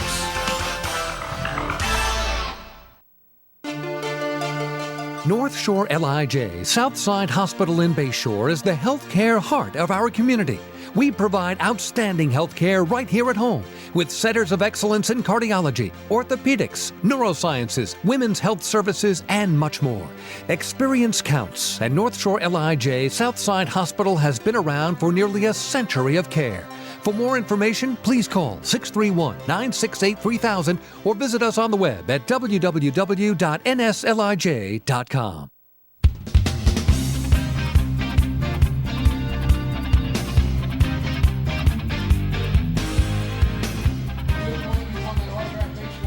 Well, we go to the 8th inning here at Bethpage Ballpark. Another brand new ball game as the Ducks have rallied from a 4-0 deficit tonight. They fell behind 4-0 in the top of the first inning.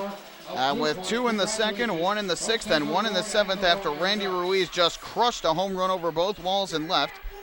The Ducks and the Patriots are now tied at 4. We go to the top of the 8th inning. New pitcher in for Long Island. It is right-hander Amalio Diaz, the setup man, who threw a scoreless inning in last night's game. He'll face the 4, 5, and 6 hitters for the Pats. It will be Michael Burgess, Greg Hopkins, and Matt Gamble coming to the plate. So Patrick Kreider goes a scoreless inning in relief, gives up 1 hit but nothing further. Gets Cirillo out on the sacrifice bunt. John Griffin makes a nice diving stop on the hard hit baseball from Aaron Eggleston. And then David Vidal lines out to center for the final out of the inning. So Amalio Diaz will take over. And the Ducks bullpen trying to do what they did in last night's game, where they limited the Patriots to just 1 hit over the final 3 1/3 innings in the game. 1 hit and 1 walk. And struck out 3 to seal the Ducks' 3-2 win. Obviously, the Ducks are not ahead here, but the bullpen has to keep this game tied to try and give the Ducks a chance to take the lead in the game. Here's Michael Burgess to lead off, looking for his first hit of the night. He's 0 for 1 with 2 walks and a run scored, as well as a run batted in. First pitch on the way from Diaz, and Burgess takes a fastball upstairs for ball 1. Burgess drew a walk with the bases loaded in the first inning that plated Vinny Cirillo, then scored later in the inning himself, and walked again in the 5th, both times against Ian Marshall. Flew out to left field in the 3rd. Diaz comes set, and the 1-0. Swung on a line in the air to right center field. Delta Cleary Jr. racing over, still coming over, he'll make the catch. Nice roar from the crowd after that catch from Cleary Jr., and that's the first out. You can tell this crowd of 68-67 really into the game tonight. Getting fired up with every out, every great play in this game, and that home run from Randy Ruiz blew the proverbial roof off of this place. The crowd really erupted after that ball left the yard. Now, they know how exciting these games are against the Patriots and how important every game is for the Ducks here in the second half, trying to get a playoff spot. First pitch from Diaz to Greg Hopkins on the way, and Hopkins will take a fastball over the outside corner for strike 1. And so every big play in the game, they are getting loud, and on a beautiful summer night like tonight, what better place to come hang out than here at Bethpage Ballpark. 0-1 coming from Diaz to Hopkins. Kicks and fires, and Hopkins takes the curveball just low and outside to even the count. Diaz on the season for the Ducks has been terrific. 1-1 record, a 1.46 ERA through 36 games. He has 2 saves. Now is 1-1. Kicks and fires to the plate. Hopkins will take a curveball over the inside corner for strike 2. Nicely done by Diaz. 37 innings for Diaz. He's given up 27 hits, 7 runs, 6 of them earned. Has walked just 5 batters this year while striking out 44. Impressive numbers for the Ducks right-hander. Be a 1-ball, 2-strike offering now. Deals to the plate, and Hopkins swings and misses for strike 3.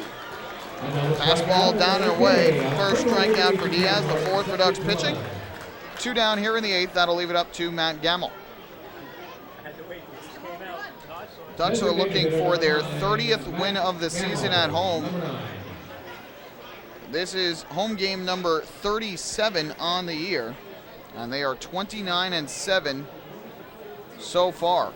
So looking to make it 30 wins in their first 37 home games this season if the Ducks can come back and win it. And here's Matt Gamble, who is 0 for 2 with a sack fly on the evening. Diaz steps off and wants to go through the signs again.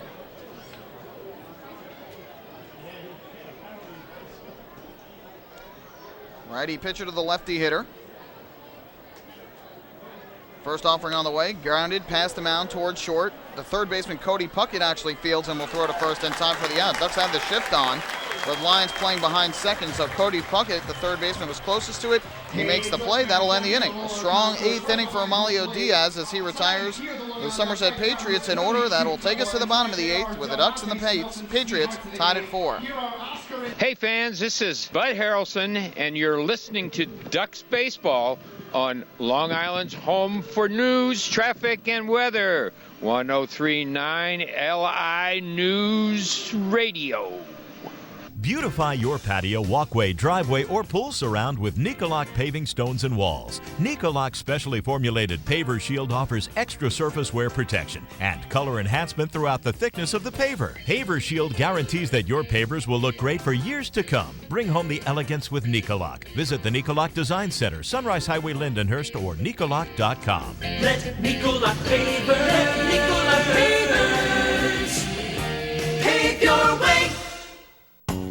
M&V Limousines is the official bus company of the Long Island Ducks. Family owned and operated, they've been in the business for over 23 years. M&V Limousines offers coach buses with Wi-Fi and restrooms, party buses, exotic limousines, and so much more. Whether you're looking for transportation for weddings, proms, corporate outings, or long-distance trips, they've got the right vehicle for you. Visit their showroom in Comac or check them out online at mvlimo.com. M&V Limousines, the official bus company of the Long Island Ducks.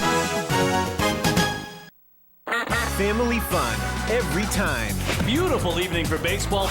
Big action every time. He reaches up, it's gone! Great value every time. And the Ducks have won it 7-1. The Ducks schedule is loaded with new promotions this season, and with an average ticket price of just $10 and free parking, there is no better value on Long Island. For game times and tickets, visit liducks.com. Long Island Ducks Baseball. Good times every time.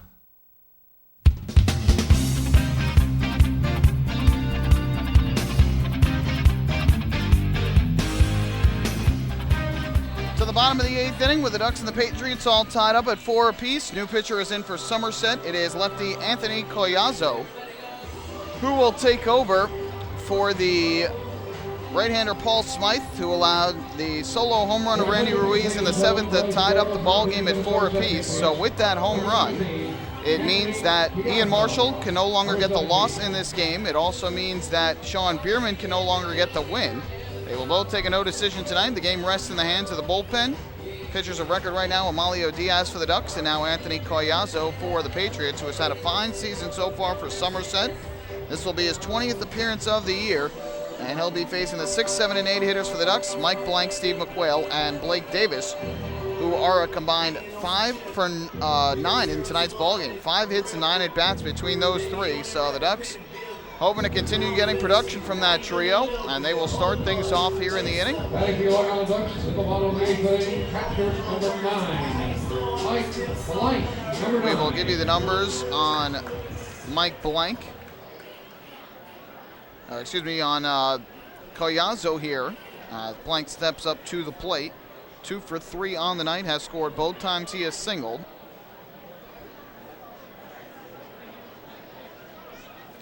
First pitch on the way from the left-hander, and Blank will take a big curveball outside for ball 1. Collazo 2-0 record, a 0.78 ERA in his 19 games so far this year. He's allowed just 2 runs, both earned in 23 innings of work. And now the 1-0. Blank takes a fastball, just missed outside for ball 2.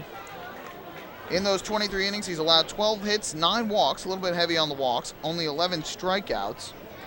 So with those walks, Ducks should be patient here against Collazo. 2-0, and Blank swings. It's a high fly ball in the air down the left field line. The third baseman Hopkins giving chase. The left fielder Eggleston over by the stands. He cannot make the catch. One hops off the warning track. in foul territory, and the count 2-1. No chance Hopkins was going to get to it. It was all up to Eggleston as to whether or not he would be able to get to that baseball, and it was just out of his reach down the left field line. So the count 2-1 on the Ducks catcher, who singled to left in the second and singled to center in the sixth. Only time he was retired was in the third when he hit into a force out to end the inning. Collazo comes set. Here comes the 2-1 offering. Kicks and fires, and blank swings. Hits a high fly ball in the air to center, shallow. Racing in Vinny Zerillo, and he will get under it to make the catch for the first out of the 8th inning. So Blank is now 2 for 4. And that will bring up the left fielder, Steve McQuail. One on the left fielder, number 40, Steve McQuail, number 40. So the quick fan favorite, Steve McQuail, who has 2 hits and 3 at-bats tonight, and is now 5 for 12 in a Ducks uniform, and hit a 2-run home run earlier in the ballgame back in the second, steps up to the plate here in inning number 8. And the first pitch, swung on a crutch, deep left field. Eggleston goes back, watches this sail over both walls. You can forget it. Steve McQuail has done it again. His 4th home run with the Ducks, and it's his 2nd of the night, and it gives the Ducks a 5-4 lead here in the 8th inning. This kid is unbelievable right now. 4 home runs in 4 games with the Ducks, 2nd homer of the night, and for the 2nd straight ball game, he has hit the go-ahead home run for the Flock. What a moment and what a shot. If you thought Randy Ruiz's blast in the 7th inning was deep, I think this one might have gone even further. What a drive to left field for Steve McQuail. Now Blake Davis, and he'll take a fastball over the inside corner for strike 1. You cannot make this up, folks.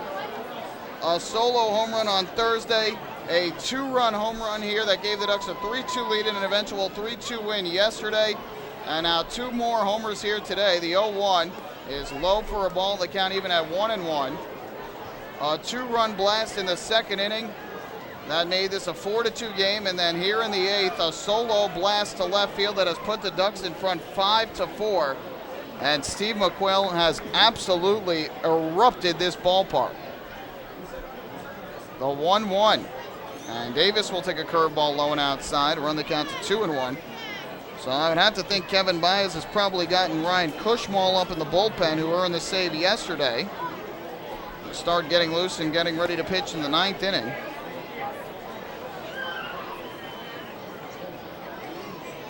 Two-one coming here to Davis, who is 1 for 3, and he'll swing and line it back up the middle in a center field, a base hit. 2nd hit of the ball game for Davis, and now 4 different Ducks with multiple hits in the ball game. As Davis is 2 for 4. McQuail now with a 3 for 4 performance with that home run. Shortstop, number 12, Dan Lyons, number 12. Mike Blank also with 2 hits, and Randy Ruiz with 2 hits. 3 home runs for the Ducks tonight. They are now up to 51 on the season. If they hit 100, they'll meet the Chappie's Home Run Challenge, and Chappie's Funeral Homes will donate $5,000 to the Quacker Jack Foundation. Ducks have now gone deep in 4 consecutive games from Wednesday through today. The first pitch from Collazo to Lyons is taken for a strike at the knees to count 0-1. And in those 4 games, Ducks have combined to hit a total of 9 home runs. Excuse me, check that. 7 home runs in 4 games. So Long Island starting to flex their muscles as the temperatures increase. And now the 0-1 coming here to Lyons. Breaking ball missed outside, even the count at 1-1. Ducks with 12 hits in the ball game.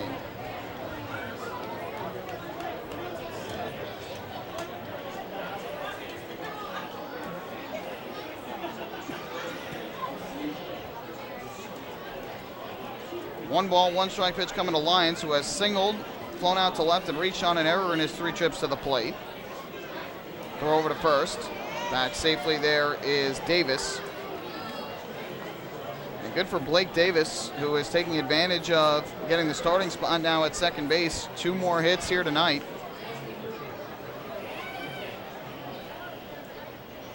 Here comes the 1-1. Collazo deals. Lyons takes the fastball low and inside for ball 2. Close pitch. The ball called by Frank Leparic.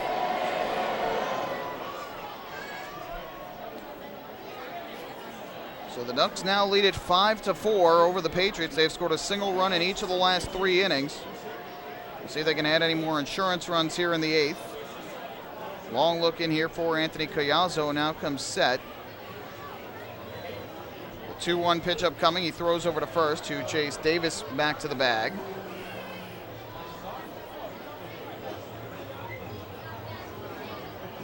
Collazo, who has pitched each of the last 3 years in the Frontier League, now comes to the Atlantic League.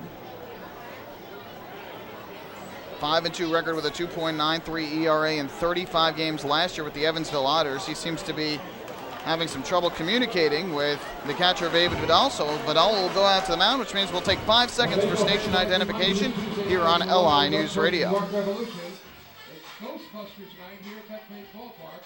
The Long Island Ghostbusters crew will be here with the Ghostbusters car. Bottom of the 8th inning, the Ducks now with a 5-4 lead, their first lead of the night after they fell behind 4-0 in the top of the first inning. All zeros since for Somerset. The Ducks with 2 in the second, 1 in the 6th, 1 in the 7th, and 1 in the 8th have a 5-4 lead. And a runner at first base with 1 out. Catcher David Vidal is now having a conversation with home plate umpire Frank Leparic. After the conversation on the mound, and now Brett Jody, the manager of the Patriots, has gone out to try and break up the conversation, and I'm not really sure what the issue is here. Manolo Alejandro, the third base umpire, has now come in to join the discussion. He wants to hear what is going on and what the argument is. I don't know if Vidal was upset with the balls and strikes calls from Leparic, or if he was upset because I think Leparic charged a defensive timeout to the Patriots and they felt like it didn't warrant a defensive timeout. I'm not really sure. The conversation is over. Jody will head back to the dugout. Vidal will get back into his crouch behind the plate. Manolo Alejandro, who came in to listen in, will head back towards second base, where he is stationed as the third base umpire right now, but has to stay close to second with the 3-man umpire crew in case Davis takes off for second.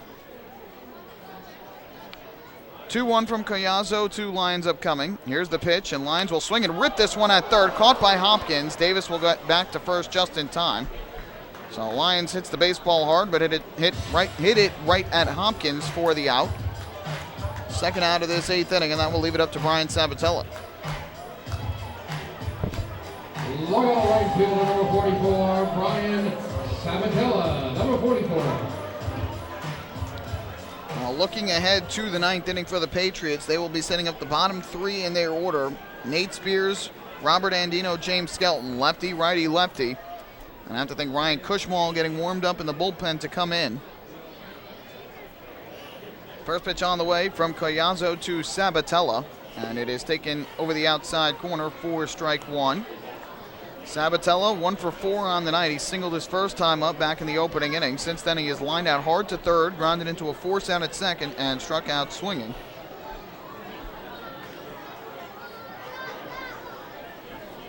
From the stretch, the 0-1. And Sabatella, a weak grounder up the third base line. Going to be a tough play, but Hopkins will watch it roll foul. Unfortunate break there for the Patriots. If that stays fair, no chance that they get Sabatella. And so he'll have to make the slow walk back to the plate with a count 0-2 in favor of Anthony Collazo. So the Somerset left-hander, who has surrendered the go-ahead home run, here in the 8th to Steve McQuail. Trying to avoid any further trouble here in the bottom of the 8th and keep it a 5-4 ball game. Blake Davis, who singled following the home run, takes his lead at first base. The 0-2 coming from Somerset's lefty.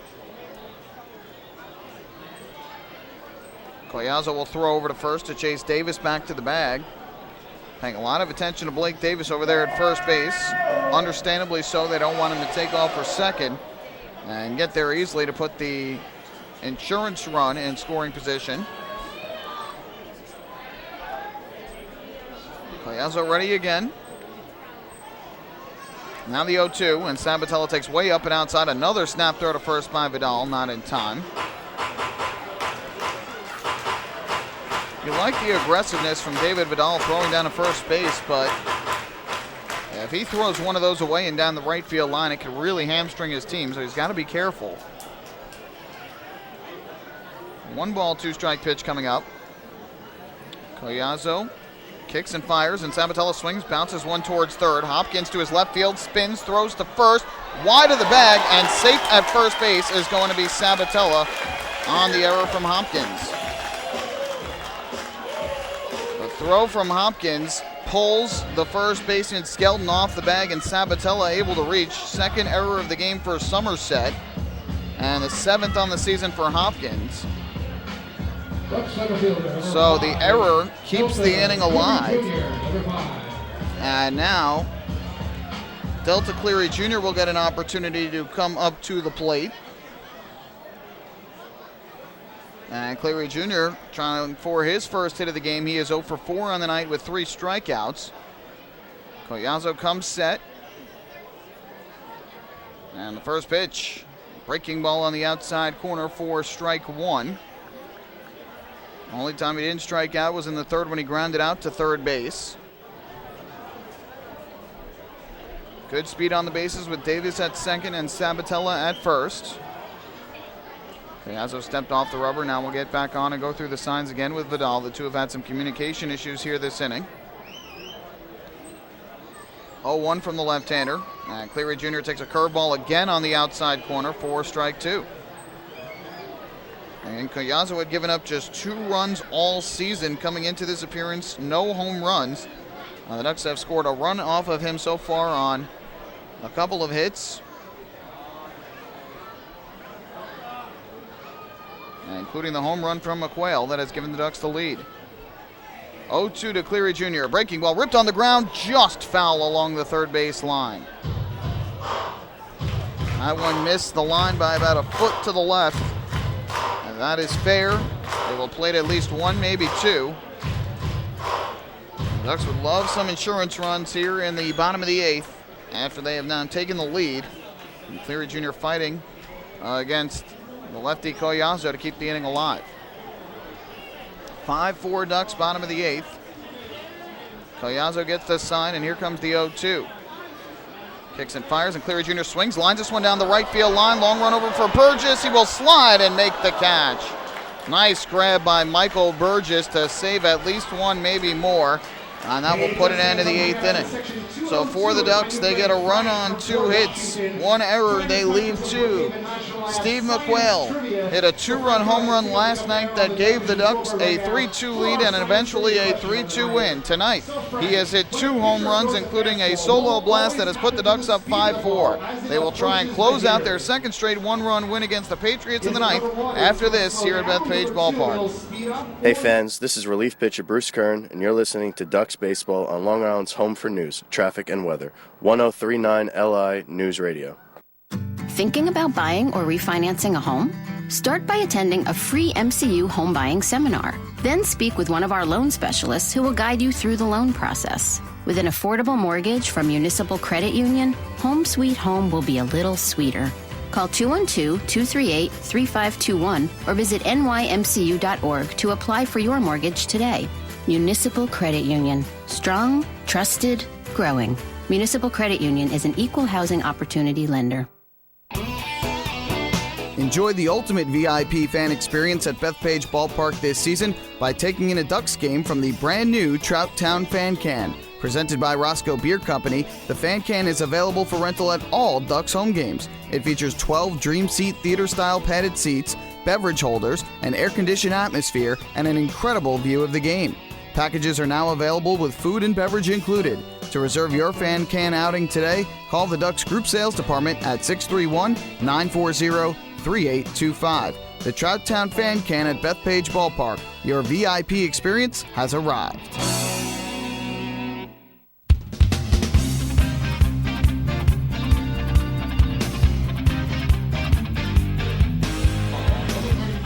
Well, for the second straight night, the Ducks will call on Ryan Cushmall, their closer, to try and nail down the save. He did it last night with a 1-2-3 ninth inning. to give the Ducks a 3-2 win. He will come in the ninth again here with the Ducks now in front 5-4. They have scored single runs in the 6th, 7th, and 8th after getting 2 earlier in the game in the second to turn a 4-0 deficit into a 5-4 lead. And now Ryan Cushmal is on. He'll face the bottom 3 in the order, Nate Spears, Robert Andino, and James Skelton, who in the game are a combined 4 for 9 at the plate, all 4 with singles. And it'll be a lefty, a righty, and a lefty to come up against the right-hander, Cushmal. Well, Ducks fans, you want frequent updates on team transactions, scores, store specials, and the status of upcoming games? Then follow the Ducks on Twitter at twitter.com/LIDucks. With Twitter, the faithful flock will be able to follow the Ducks and find out more information regarding nightly promotions, player signings, league activities, and so much more. The Ducks are tweeting right now. You can follow along at twitter.com/LIDucks. So, Ryan Cushmal ready to go. Stepping up to the plate is Nate Spears. Nate Spears, number 3.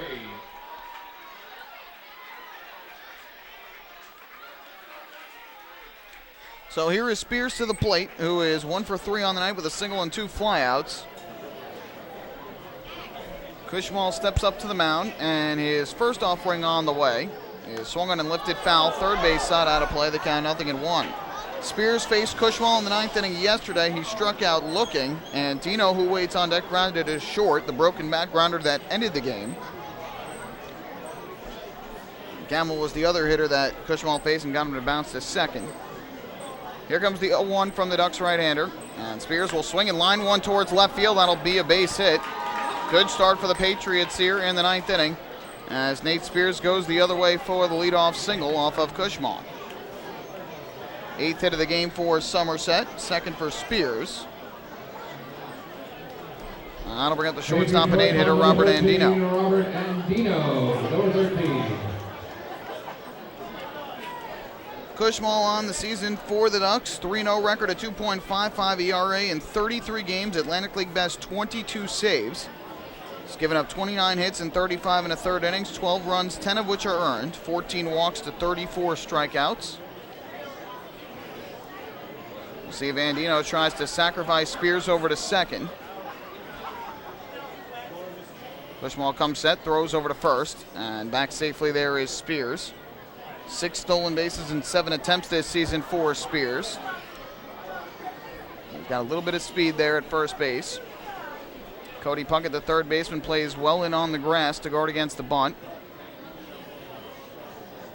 Cushmal ready.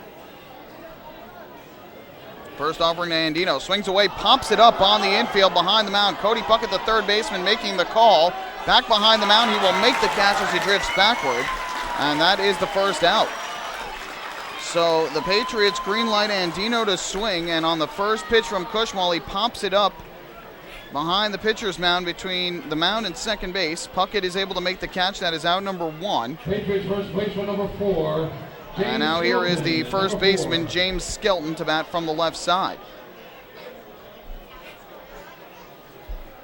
So Andino now 2 for 4 in the game. He singled to center his first 2 times up, has been retired his 2 times since. Here is Skelton, who is 1 for 3. Cushmal comes set. And the first pitch on the way to James Skelton. Swung on and fouled back to the screen behind home plate. Somerset swinging early in the count here. Every pitch so far from Cushmal, Somerset has swung. A foul ball, a single, and a pop-up, and now another foul ball. Count 0-1 on Skelton. He bounced into a 4-6-3 double play in the first. Struck out swinging in the 4th and single to left in the 7th. Was stranded at second base after being sacrificed there by Zerillo, who waits on deck. 0-1 pitch from Cushmal. Swung on and line in a right field, a base hit for Skelton. Spears will go to second. He'll stop right there.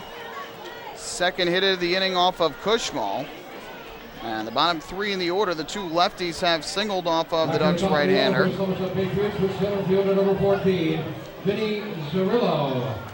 Left-handers have had some success against Cushmal this year despite his good 2-seam fastball. And now the lefty Zerillo will come to the plate. Runners at first and second with 1 out for Somerset. The single by Skelton, the 9th of the game for Somerset. All of their hits have been for singles. First pitch upcoming here to Zerillo. Cushmal looks to second. Deals to the plate. Zerillo swings, fouls it back to the screen again. And the count 0-1. Cushmall leaving a few pitches up in the zone here to Somerset's hitters after yesterday keeping the ball down for the most part. Cirillo 1 for 3 in the game. He singled and scored back in the first inning. A fly out to left in the second. Grounded into a force out in the fourth and laid down a sacrifice bunt in the seventh. He's got a lot of speed at the plate. Cushmall comes set. Here comes the 0-1. Cushmall kicks and fires. Cirillo a swing and a miss at a fastball on the count 0-2. Good fastball over the outer half of the plate. Cirillo was late on it. Cushmall ahead. No balls and 2 strikes with 2 on and 1 out here in the top of the ninth. Ducks with a 5-4 lead over the Patriots. From the stretch, the 0-2. Cushmall looks to second. Long look back there, now deals to the plate. Cirillo swings and misses strike 3. Cut through the high fastball. First strikeout of the night for Cushmall, the 5th for Ducks pitching.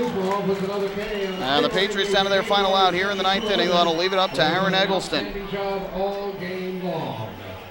Patriots left fielder number 91, Aaron Eggleston, number 91. So here is Aaron Eggleston, who is 1 for 3 in the game with a single and a walk. Scored a run in that first inning as well. He'll bat from the left side against the righty Cushmall. Spears the runner at second, Skelton the runner at first with 2 down. And now time called at home plate as Cushmall was coming set. Eggleston stepped out.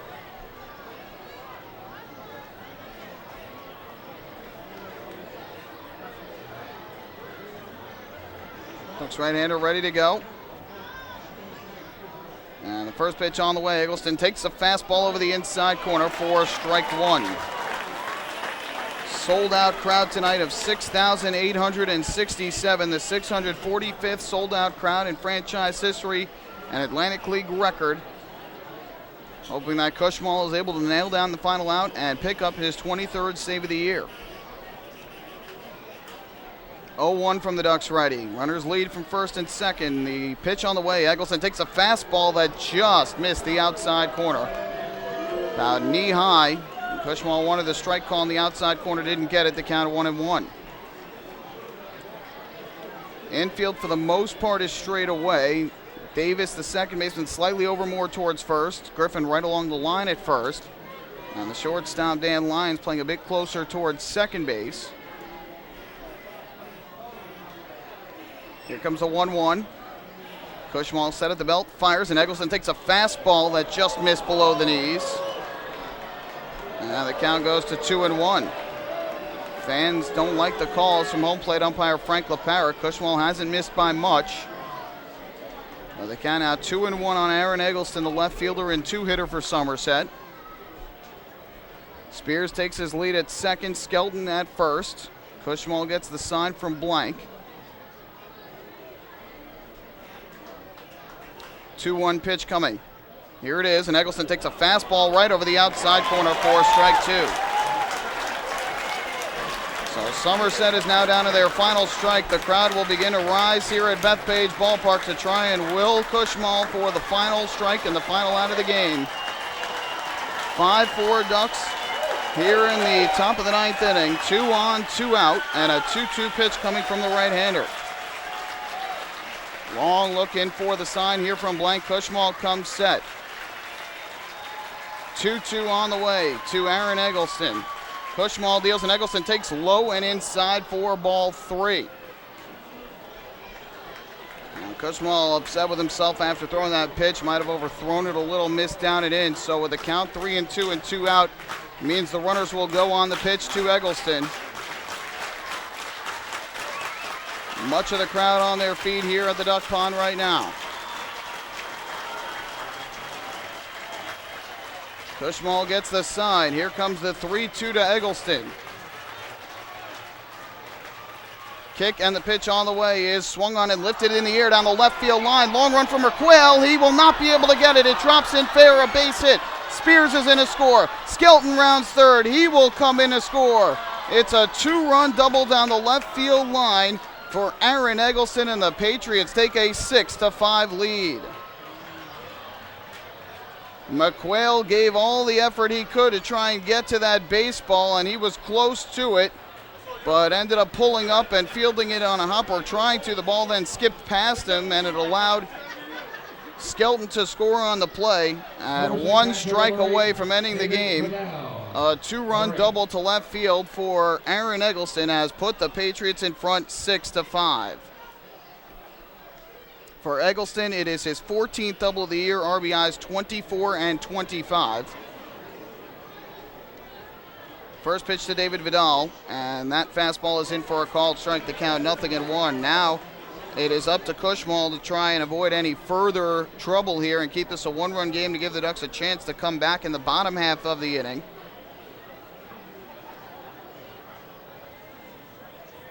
That has silenced the crowd here at Bethpage Ballpark, the 0-1. Swing and a miss by Vidal. Cushmall now quickly ahead, 0-2. Cushmall threw a lot of close pitches in that at bat with Eggleston, but fell behind, got it back, threw ball 3 to run the count full before that little flare double down the left field line.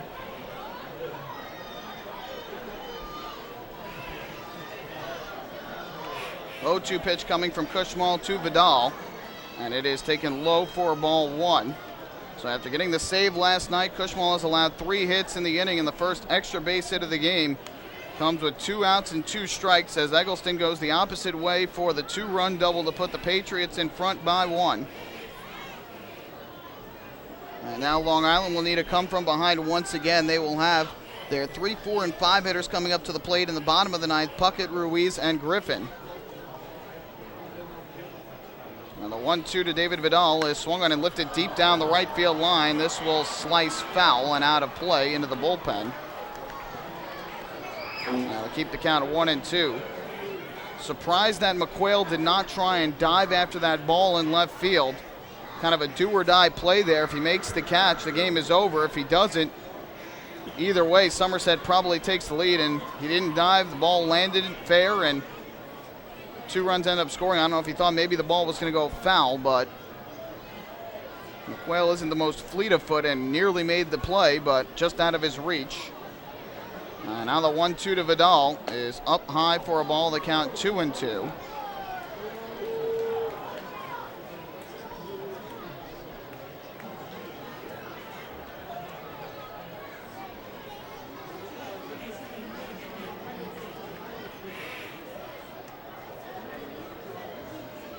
Vidal comes ready on the mound, at the plate. Cushmall ready on the mound, and his 2-2 offering is swung on and lifted in the air to left center field. Well hit, going back. Delta Cleary Jr. He won't get it. This is going to be off the base of the wall. In to score from second is Eggleston. Stopping at second with an RBI double is David Vidal. Back-to-back 2-out doubles for the Patriots, and they now lead 7-5.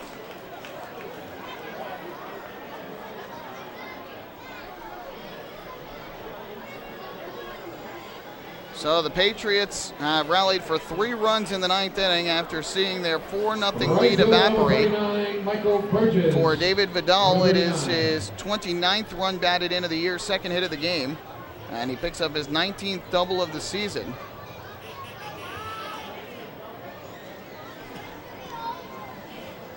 And again, the Ducks 1 strike away from getting their 2nd straight win here. But the Patriots come up with the big hit that they need to take the lead, and now have added an insurance run after Michael Burgess made a great diving catch to end the bottom of the 8th and prevent insurance runs for the Ducks. And here Burgess takes a strike. Count 0-1, and if Somerset hangs on to win this game, that will prove to be a very large play in the game. Burgess making that sliding catch in right to rob Cleary Jr. of a hit and prevent at least 1, maybe 2 runs from scoring as Burgess fouls one back to the screen, and the count 0-2. Cushmall now up to 22 pitches here in this inning. He's been throwing a lot of strikes, 17 of those 22 for strikes. But the Patriots now with 4 hits and 3 runs against them. And we've seen it a little bit from Cushmall of late. He'll have 1 great outing and then follow it up with a tough one. And so Cushmall having a little bit of trouble here middle of the season trying to find that consistency. And now it'll be an 0-2 coming to Burgess. Cushmall looks to second, deals to the plate, and Burgess will take a fastball that just missed the inside corner for a ball. Cushmall thought he had strike 3, does not get the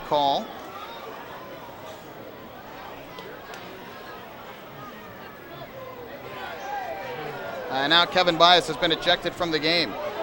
Frank Leparic has now just ejected either Kevin Byas or Marty Jansen from the game. Somebody has gotten ejected, but Frank Leparic looked towards the Ducks dugout on the first base side and just threw somebody out. I don't know if it was Kevin Byas or if it was Marty Jansen or if it was somebody else, but he pointed to the dugout, ejected somebody, and then pointed back as if to say exactly who it was. But Kevin Byas is upset here with Frank Leparic.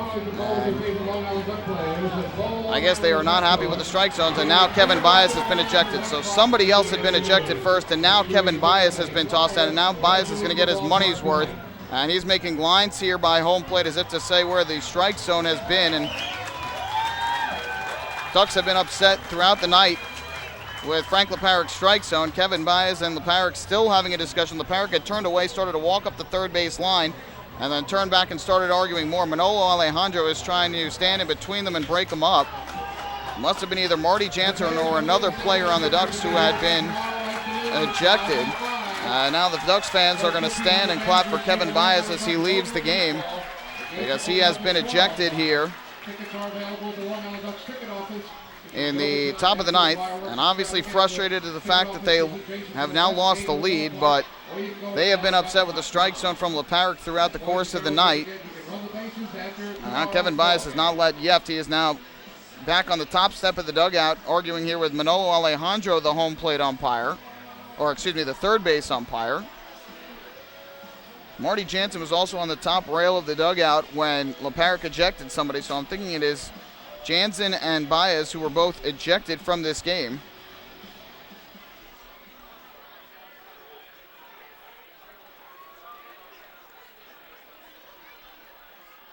So it is still 7-5 Patriots, and the count is 1-2 on Burgess.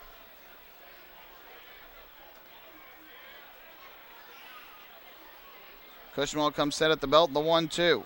Swing and a miss, strike three. Cushmal gets Burgess to swing through the breaking ball, and that will end the inning. However, the Patriots rally for 3 runs on 4 hits, including the 2-run go-ahead double by Aaron Eggleston, and then the RBI double by David Vidal. The Ducks will need a rally for 2 to tie, 3 to win as we go to the bottom half of the 9th inning at Bethpage Ballpark. Patriots 7 and the Ducks 5.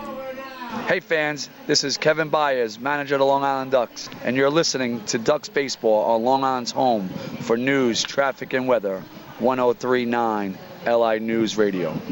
James Simmons is going back. He is looking up, and on in the park night, that one is gone and reaches a kennel in Central Islip.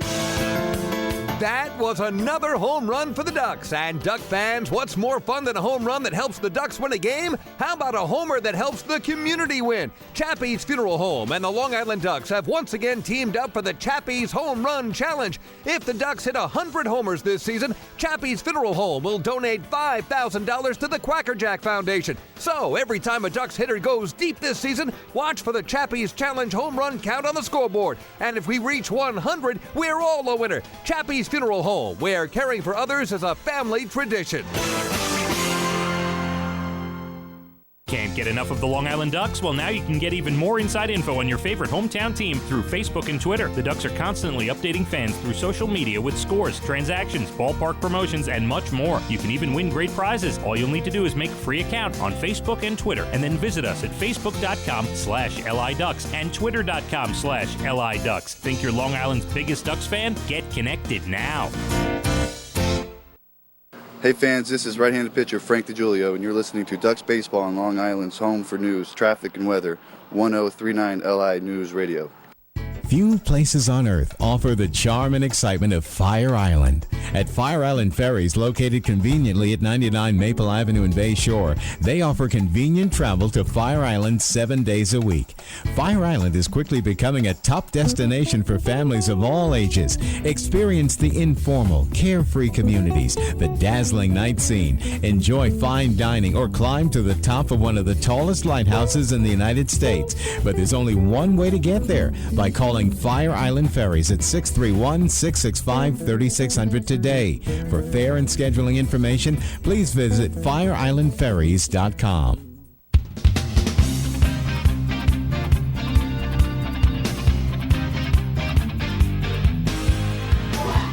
Well, Well, we go to the bottom of the ninth here at Bethpage Ballpark. The Ducks need a rally. They had rallied back from a 4-0 deficit and had taken a 5-4 lead on Steve McQuail's second home run of the game in the 8th inning.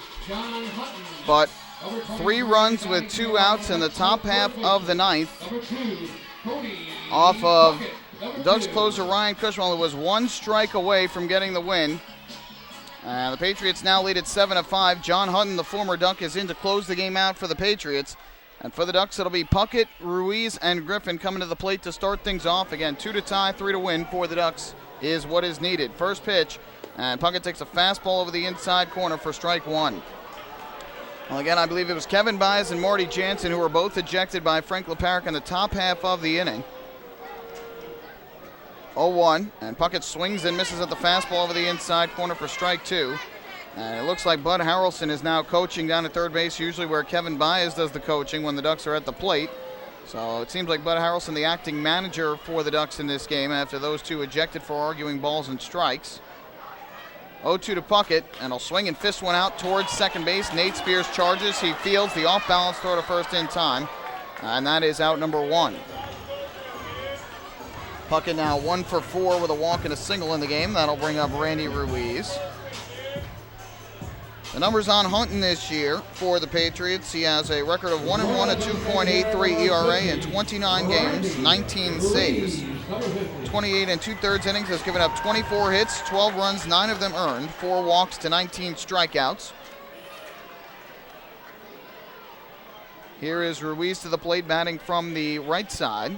And the first pitch, he'll take low and outside for ball 1. Ruiz hit a huge home run at the time in the 7th inning, a game-tying solo home run to left with 2 outs off of Paul Smythe. That made it a 4-4 game. And then again, Steve McQuail with 1 out in the 8th crushed the solo home run to left that put the Ducks in front. 1-0. Low and outside for ball 2 to Ruiz. We got Ruiz, Griffin, and Blank as the next 3 hitters scheduled. And how funny would it be if the Ducks are able to get 1 or 2 guys on base for McQuail, and he has a chance to hit a 3rd home run to win the game for the Ducks. We'll see if that can end up happening. Here is the 2-0 from Hutton to Ruiz, and he'll take a fastball low for ball 3. So Ruiz being patient here with Hutton, and has worked the count in favor 3-0. We'll see if he gets the green light here with the 3-0 count, or if he'll be taking all the way. Hutton comes set. Here is the 3-0. Ruiz does take all the way. It's in at the belt for a strike. John Griffin awaiting in the on-deck circle for Long Island.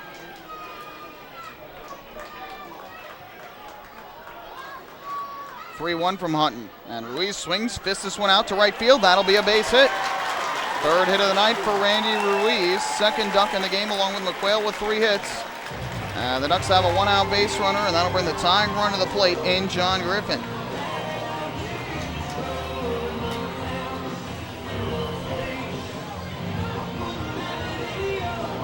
Well, with Ruiz reaching, Bud Harrelson, the acting manager for the Ducks, has gone to his bench. He is going to call on Carlos Hughes to pinch run for Ruiz and give the Ducks a little bit more speed. Hughes, number 6.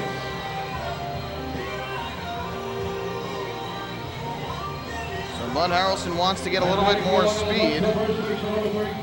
You lose the bat of Ruiz if you do tie it, and his run is not the all-important run. That would just make it a 1-run game, but you still want to get more of a speedy guy on the base pass than Ruiz, who could potentially clog up the base pass for guys behind him. Either way, runner at first with 1 out. Here is John Griffin to the plate, who was 0 for 4 tonight, looking for his first hit of the ball game.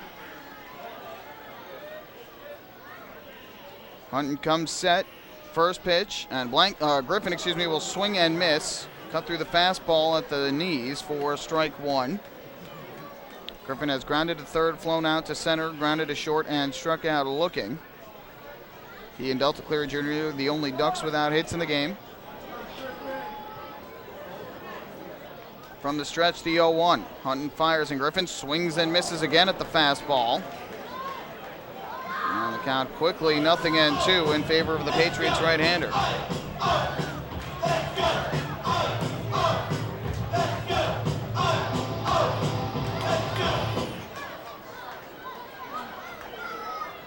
Hughes will take his lead at first with 1 out. Hunton quickly ahead of John Griffin, 0-2. Right-hander gets the sign, comes set. And the 0-2. Swing and a miss for strike 3. Griffin cuts through 3 straight fastballs. Second time he has struck out tonight. Hunton gets his first strikeout.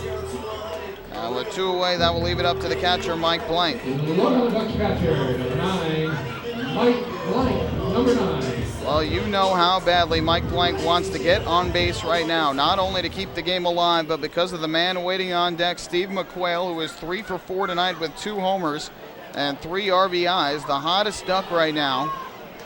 And Blank wants to give him an opportunity to come up. First pitch, and Blank swings and foul tips one at home plate. Blank 2 for 4 on the evening with a pair of singles, 1 to left, 1 to center, and has scored 2 runs.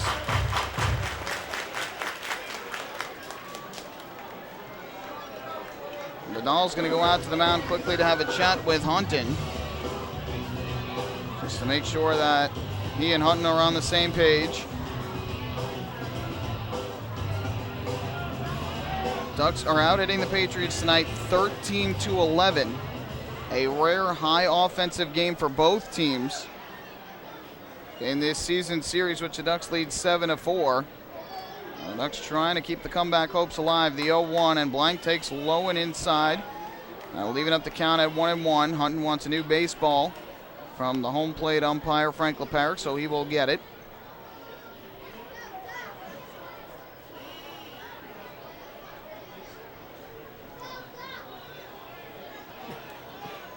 Carlos Hughes, the pinch runner at first base with 2 down. The Ducks trailing by 2.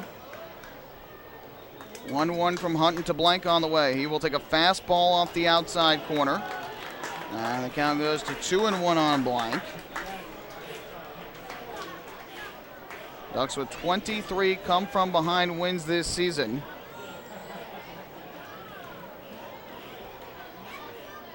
The 2-1 pitch coming. And Blank swings, rips one on the ground, foul down the third base line. Leaving up the count at 2-2, and the Patriots 1 strike away from a come-from-behind victory here at Bethpage Ballpark.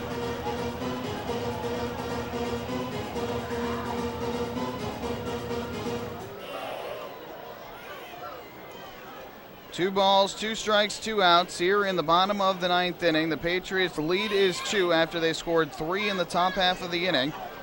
Off of Ducks closer Ryan Cushmal, Mike Blank asked for time. Looks like he got something in his eye.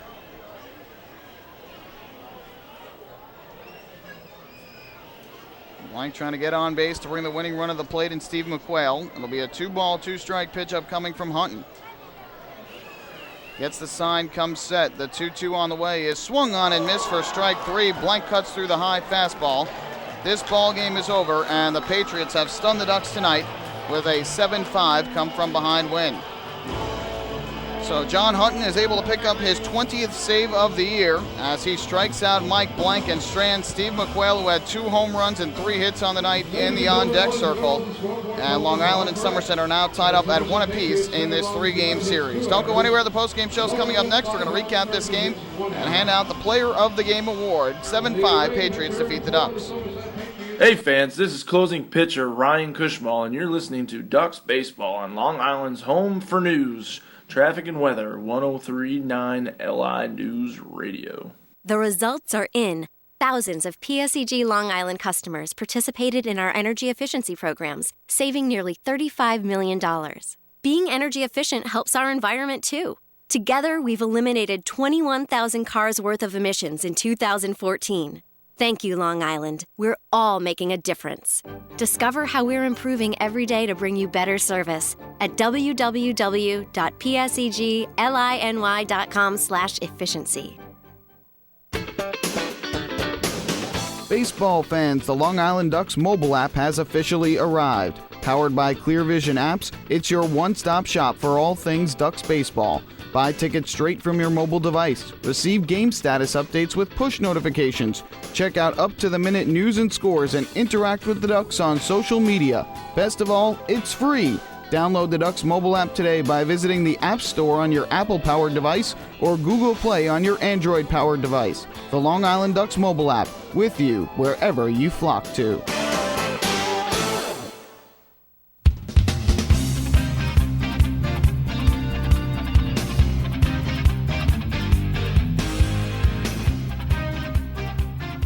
Back here at Bethpage Ballpark, a tough loss for the Ducks tonight. And wins are so important for the Ducks here in the second half. And for the Patriots, they don't matter as much in terms of the fact that they already have clinched a playoff spot. But Somerset rallies for 3 runs in the 9th inning, and they stunned the Ducks 7-5 after Long Island came all the way back from a 4-0 deficit to take a 5-4 lead in the bottom of the 8th inning. And for Ryan Cushmal, his first loss of the season. Let's recap this game. It was another entertaining one between these two teams, the 10th time in 12 games this year between the two that the game has been decided by 3 runs or less. It started off in the first inning when Ian Marshall had a rough start to the game as he allowed 4 runs in the opening inning. Vinny Zerillo singled to open the inning, Eggleston walked, and then Vidal singled to load up the bases with nobody out. Michael Burgess followed with a bases-loaded walk to bring home Zerillo and make it 1-0. And then Greg Hopkins grounded into a fielder's choice, and on the throw home from Cody Puckett, his throw sailed over the head of Mike Blank. 2 runs scored on the play, and instead of a first out of the inning, 2 runs scored. It was a 3-0 Patriots lead. Matt Gamble followed with a sac fly to center. And the Patriots went 4 runs, 4 hits, 1 error in the first, and they jumped out to a 4-0 lead. In the bottom of the second inning, though, the Ducks started to cut into that deficit, as with 1 out in the inning, Mike Blank singled to left, and then Steve McQuail hit a 2-run home run to deep left center field, his 3rd home run in as many games. All 3 starts to start off his Ducks career, and he has homered in each one, and that brought the Ducks to within 2 at 4-2. Ian Marshall would settle in from that point on, allowing from the 2nd through the 6th just 2 singles and a walk. Much better outing for him from the 2nd through the 6th than in the 1st. The Ducks had a chance in the 3rd inning to cut further into the deficit with runners at 1st and 2nd with nobody out, but they could not do so. And then they did not threaten again until the 6th inning against Sean Bierman, the starter for the Patriots, when Mike Blank singled with 1 out. Steve McQuail followed with a single to left. The Ducks had runners at 1st and 2nd. They would move up to 2nd and 3rd on a balk by Bierman, but Blake Davis would line a short. However, Dan Lyons followed, reaching on an error by the shortstop Andino that would score Mike Blank and make it a 4-3 game. However, Brian Sabatella struck out swinging to end that threat. In the bottom half of the 7th inning, after Patrick Kreider tossed a scoreless top of the 7th, with 2 out in the inning, Randy Ruiz came to the plate and crushed a solo home run over the left field wall to tie the game at 4. It was his 5th home run of the year. And so the Ducks had come all the way back to tie up the ball game at 4 apiece. And then enter a 1-2-3 top of the 8th inning by Amalio Diaz with 1 out in the bottom of the 8th inning. Steve McQuail came to the plate and absolutely pulverized the ball over both walls and left. Ruiz's home run was hit a long way, and Steve McQuail's was hit even further. His 2nd home run of the game, his 4th as a Duck in 4 games. And Long Island had taken a 5-4 lead as McQuail again looked like he was going to be the hero. But in the top of the 9th inning, Ryan Cushmal came on to try and close out the game for the 2nd straight day. However, he allowed a leadoff single to left to Nate Spears, and then a 1-out single to right by James Skelton. Both of them lefties. He had gotten the righty Andino to pop to the 3rd baseman in between. So 1st and 2nd with 1 out, he was able to strike out Vinny Zerillo for the 2nd out of the inning. Got behind on Eggleston 2-1, worked the count to 2-2. Then it went 3-2. There were a lot of close pitches in the inning, some of which were strikes, some of which were called balls. And then on the 3-2 pitch to Eggleston, he lifted a bloop down the left field line. Steve McQuail made a hard run to it, but it ended up just eluding his reach. And a 2-run double by Aaron Eggleston put the Patriots on top 6-5. David Vidal followed with an RBI double off the wall in center. And the Patriots had taken a 7-5 lead in the top of the 9th, the blown save for Cushmal. And then in the bottom of the 9th, with 1 out in the inning, Randy Ruiz singled to right for his 3rd hit of the game. But John Griffin struck out swinging on 3 straight pitches, and Mike Blank eventually struck out swinging against Hunton as well, stranding Steve McQuail in the on-deck circle. If Blank had reached, he would have had the chance to bring up McQuail to win the game with 1 swing of the bat, but ultimately McQuail left in the on-deck circle, and the Patriots win the game 7-5. The final total, 7 runs, 11 hits, 2 errors for Somerset. They leave 6 on base. for the Ducks. 5 runs on 13 hits, 1 error. They left 10 on base. A big story in the game, a lot of missed opportunities for the Ducks. The winning pitcher is Anthony Collazo, who, despite allowing the go-ahead run in the bottom of the 8th, gets the win to improve to 3-0. The loser, Ryan Cushmal, his first loss of the year, he falls to 3-1. And John Hutton picks up his 20th save of the year. The game took exactly 3 hours in front of 6,867 here at Bethpage Ballpark. And for the Ducks, their 645th sold-out crowd of their history. And so that is an Atlantic League record. As for tonight's player of the game, lots of good candidates, but in a losing effort, we are going to give it to Steve McQuail, who, again, dazzled the crowd here tonight. 3 hits, 2 of them home runs. His 3rd and 4th in 4 games with the Ducks, had 3 RBIs, 2 runs scored. It comes in a losing effort, but he is tonight's player of the game in the Ducks' 7-5 loss. We'll take a break. When we come back, the out-of-town scoreboard, then we'll wrap things up from Central Islip, where the Ducks fall tonight 7-5 to the Patriots. Hey, fan, this is Prentice Redmond, and you're listening to Ducks Baseball on Long Island's home for news, traffic, and weather. 1039 LI News Radio. Spring into a new Honda at Huntington Honda and pay $59 a month for a new 2015 Honda Civic LX sedan. $59. So spring into Huntington Honda on Jericho Turnpike just east of Route 110 or HuntingtonHondaCars.com. Huntington Honda, discover the difference. Auto 24-month lease, total due at inception. Civic $31.90 includes bank fee, first month's payment, no security deposit. Taxes, DMV, title fees extra with excellent credit through HFS. Family fun every time. Beautiful evening for baseball. Big action every time. He reaches up, it's gone! Great value every time. And the Ducks have won it 7-1. The Ducks schedule is loaded with new promotions this season, and with an average ticket price of just $10 and free parking, there is no better value on Long Island. For game times and tickets, visit liducks.com. Long Island Ducks Baseball. Good times every time.